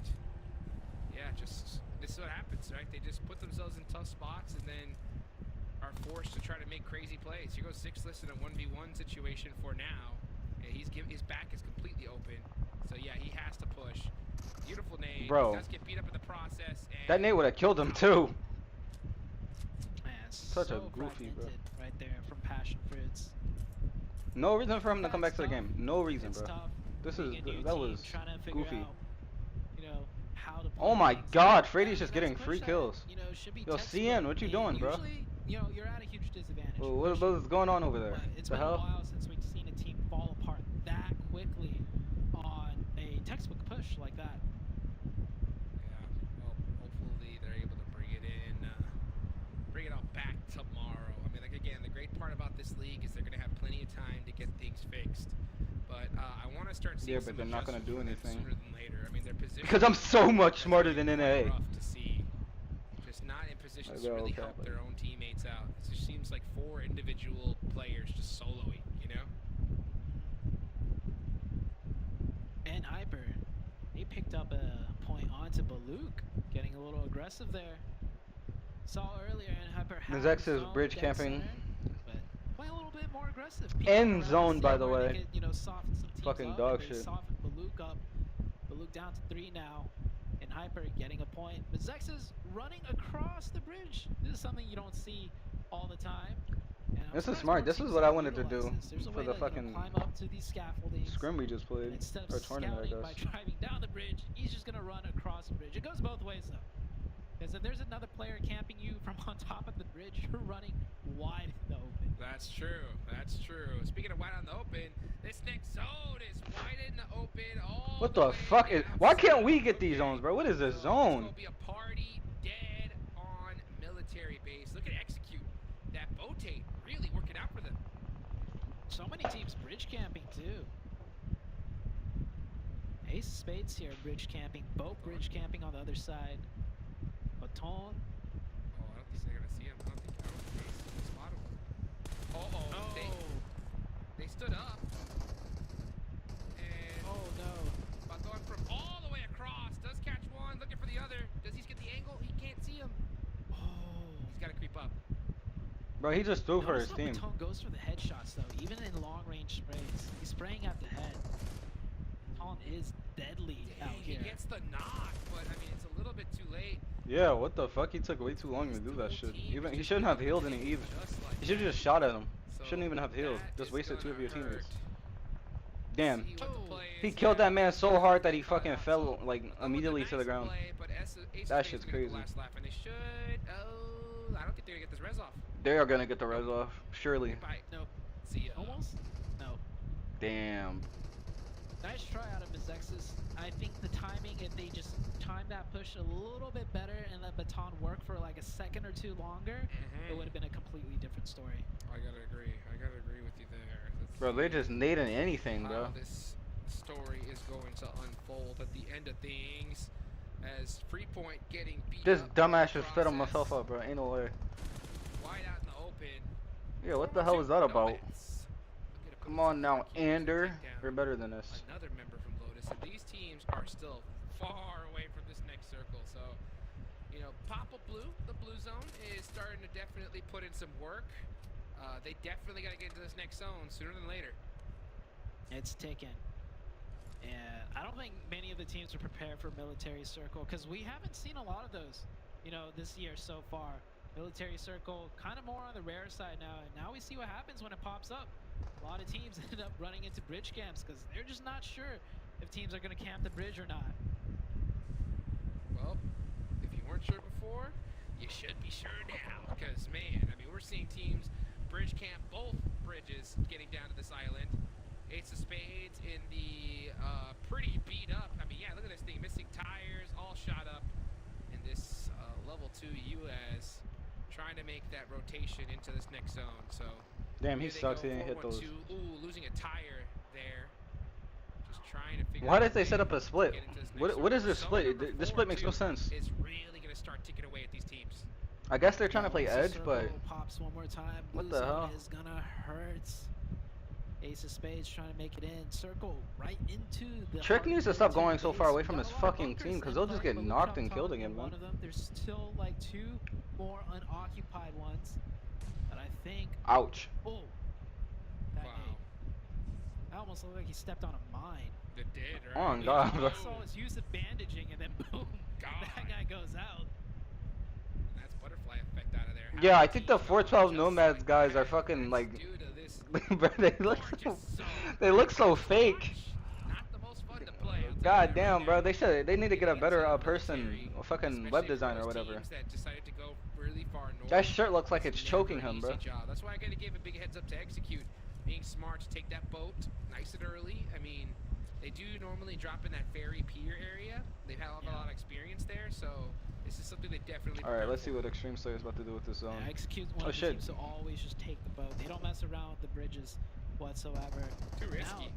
yeah, Execute Bridges running into suck. boat on the south side. I think Execute did get an opening. Delia with the scar trying to make something work. Tensa is not spec. Oh my god. Oh my god. Oh my god. Oh my god. Oh my god. Oh my god. Yo, bro. No, what was that? Hit two. Ellie? Okay. Yo, someone give this man a scar and M4. He cannot use the M16. He is not spec. It's the suppressive fire. 52, got him. Yep, there we Let's go. go. He is That's what not I'm spec, talking bro. about. Put that shit down. Don't ever put that gun back up in your life. That was, oh no. Tensa was shooting everywhere. Fagwo could have ran. Yeah, I don't know what the fuck the guy he was shooting at doing. This So dude was just running in making sure circles. He's not getting away.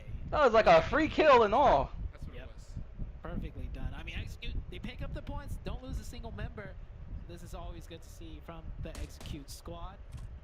And so many teams are already out. Look at how empty the military base is compared to how much room there still is left to play in. So many teams were so late on the rotation, they just got punished on the way in. Execute, yeah, Tensa gonna go ahead and pick up that loot.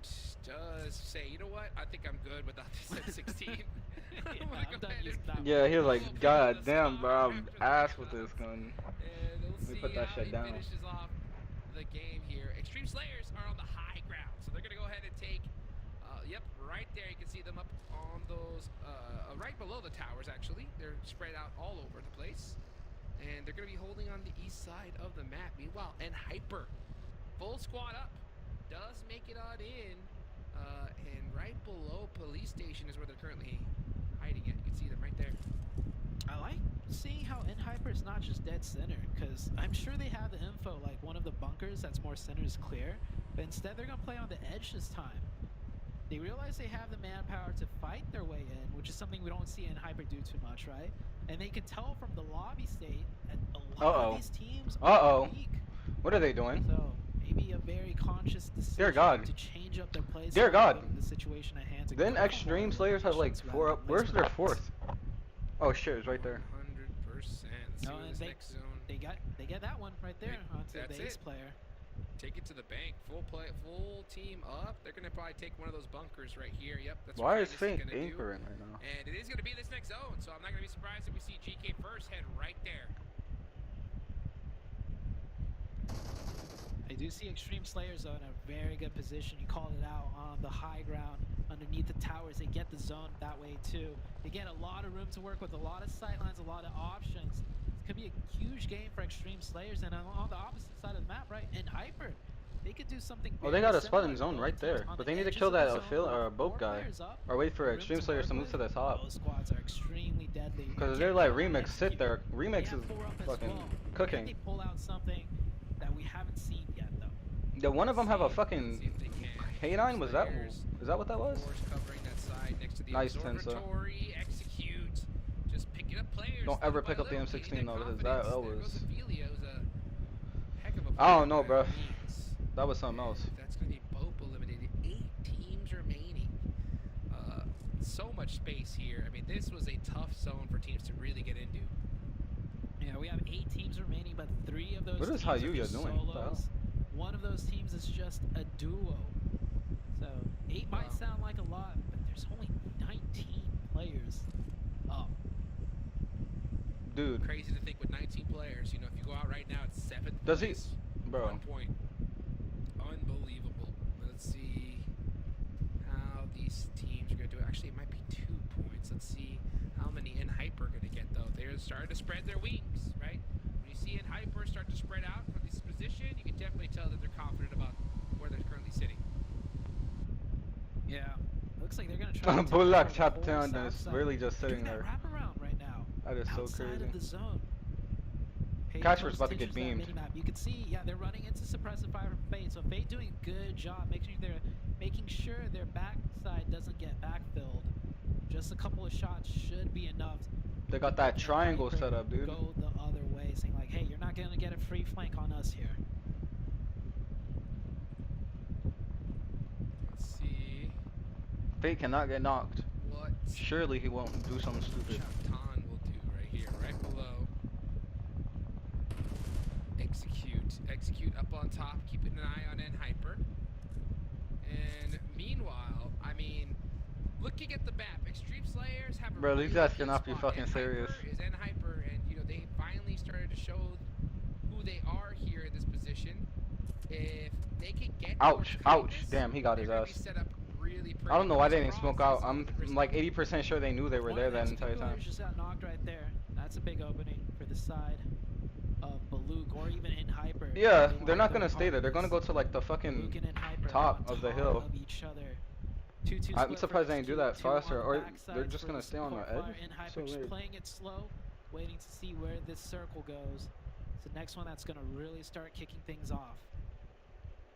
Where is the circle gonna go? Will it Hyper get It's gonna go to the blessed? top. If they do, that'll be so huge. If it It is centers not up, going it's to the gonna be bottom. pretty much chaos for all these teams. And okay, Extreme Slayers. well, are Extreme gonna Slayers get won a this little match. bit blessed in this position. And I'm sure they're not now gonna get they're picked in a off good like some spot idiots. here, They're but not that honestly, stupid. Execute with this 2-2 split are pretty deadly as well. Damn, look. Definitely so. Bruh. I want to see what In Hyper does here, because this is not an easy push. If they push this way, they're pushing into Baluk and Execute. It's the closest side to the zone for them, though, and it's the side where they have vision on. So it's a fight that they could take, but I don't know if they realize it's 2 full squads almost over here that they're gonna have to Dude, these Baluk motherfuckers are just sitting there, bro. They have so See much how patience. Execute is gonna decide to Holy do shit. this. Baluk shot I could down. never, bro. What you're gonna do They're is just sit legit there just sitting there. You know, you're not gonna move until you absolutely have to. So I think Execute and Baloo Shoptown are happy to be neighbors here, forcibly. They were forced into this lease together. Okay, Fate, and nice Baloo angle, Shop's our bro. only way out of it. Tensa, actually, it's gonna be Fate. Don't get knocked, though. Shots there on the GK first, but with Baloo Shoptown right below him, there's no way they can push this. No.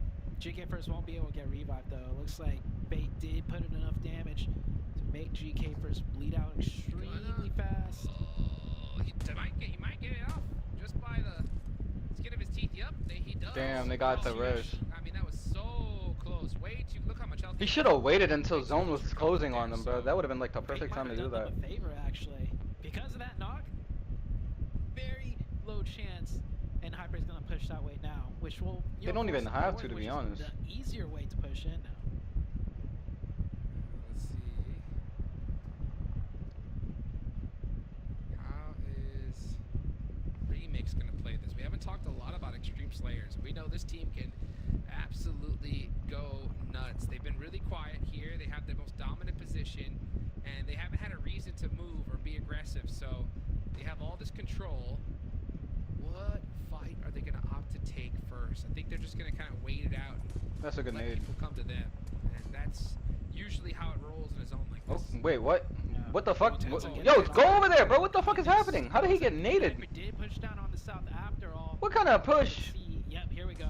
The southern fight. Dude, Bulak Chelptan is deadass just sitting there. That is so funny. Muscle. They're like worse campers than DRS. GK burst, trying to find. Oh, he's seen him. Uh-oh. He's seen him. Spot some toes. Oh, He has to. He's Ah, seen nah, some but he shots, is though. done No for. question. I don't think he wants to give up his position or peek too long either. Corey Yeah, he's not in the zone. Yeah, Yeah. he's not. Absolute nade fest between these two teams. Balut shots on. They can't do nothing about this. They just gotta just sit there. Kindness catches a nice Yeah. nade on the Tensa. Another one. Bro, these guys don't know how to throw their That's fucking how we know. nades. Oh my So god. Surely in Hyper. Oh, in Hyper. Oh, I don't think what? they know.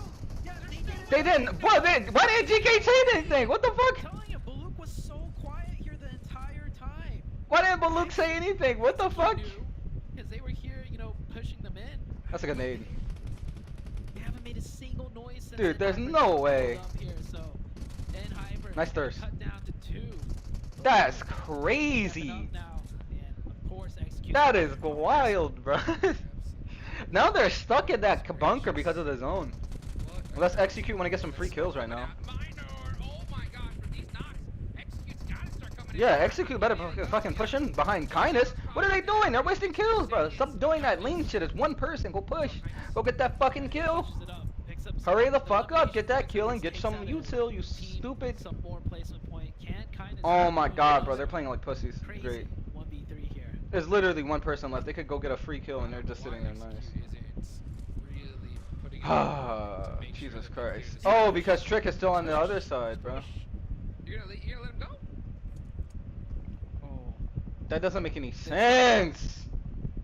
this could They're be gonna regret really this. bad. Yeah, They're this gonna could be regret really this. bad. What the fuck is wrong with them? Kindness All that is loot, here. all that shit they could have used to Kindness get gonna into make the play. zone. He's gonna try and do something there. Oh, Blue Zone hurts so bad. Oh my gosh. It makes no sense to what they just He's did. gonna get this first aid off for now. Tensa with a crazy push coming on up. Bro, why does he pick up a shotgun if he don't know how to use it? Yep, he does. He is not good with that shit, Good bro. job. Put that shit down. This forces like 2 of the players from Such a Execute to waste of stay time, bro. far back, though. It could have been a Extreme long Slayer run, should have you know, this, if there though. was more Maybe they enemies forgot in Trick the is over there, zone but where they needed all they should 3, have this. all 4 players to push True. in. So this Look at their situation zone, is fun, 'cause so many players got Look how they're controlling zone right now. But That in is insane. most situations, you can't push into the circle, leaving 2 players behind to deal with 1 player that's stuck in the blue. It's just not economical. What? Let's see What the fuck? What? how the rest of Oh, Casper got that knock. Execute is gonna handle Damn, this. Gets Trick knocked. finally got found, And bro. that's their off angle now gone. So now it's just Casper and Tensa and Fate. Okay. So this is what I was talking about. These angles. I don't know why he thought that was going to be free. Yeah.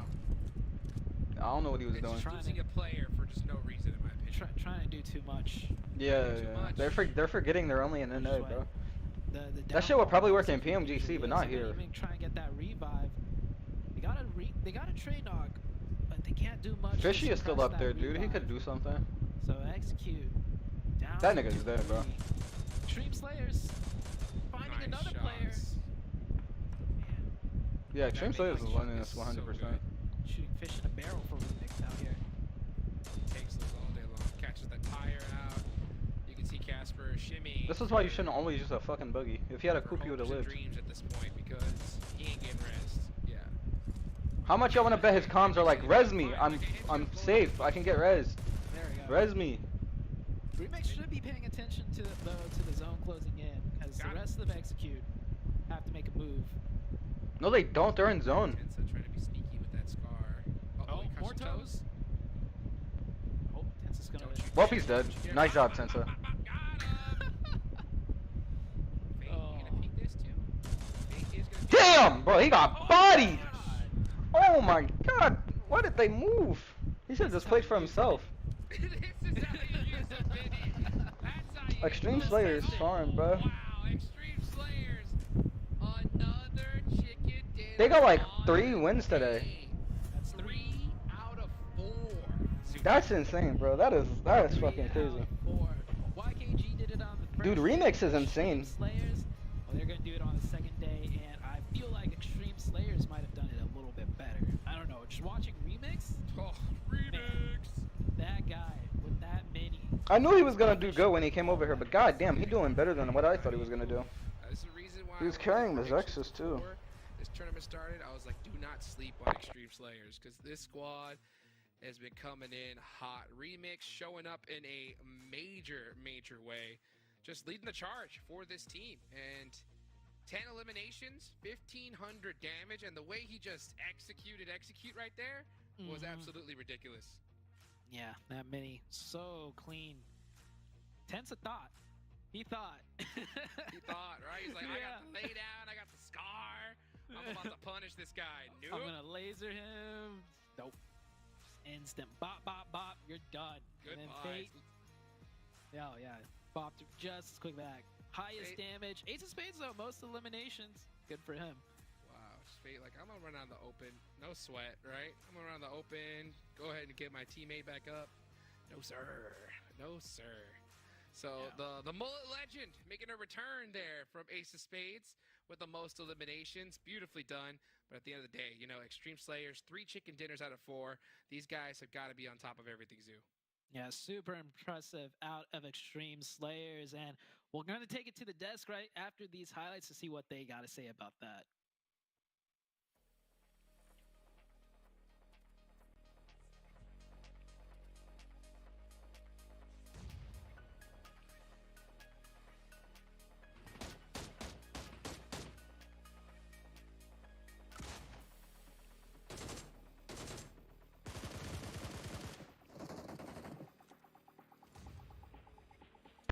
Alright,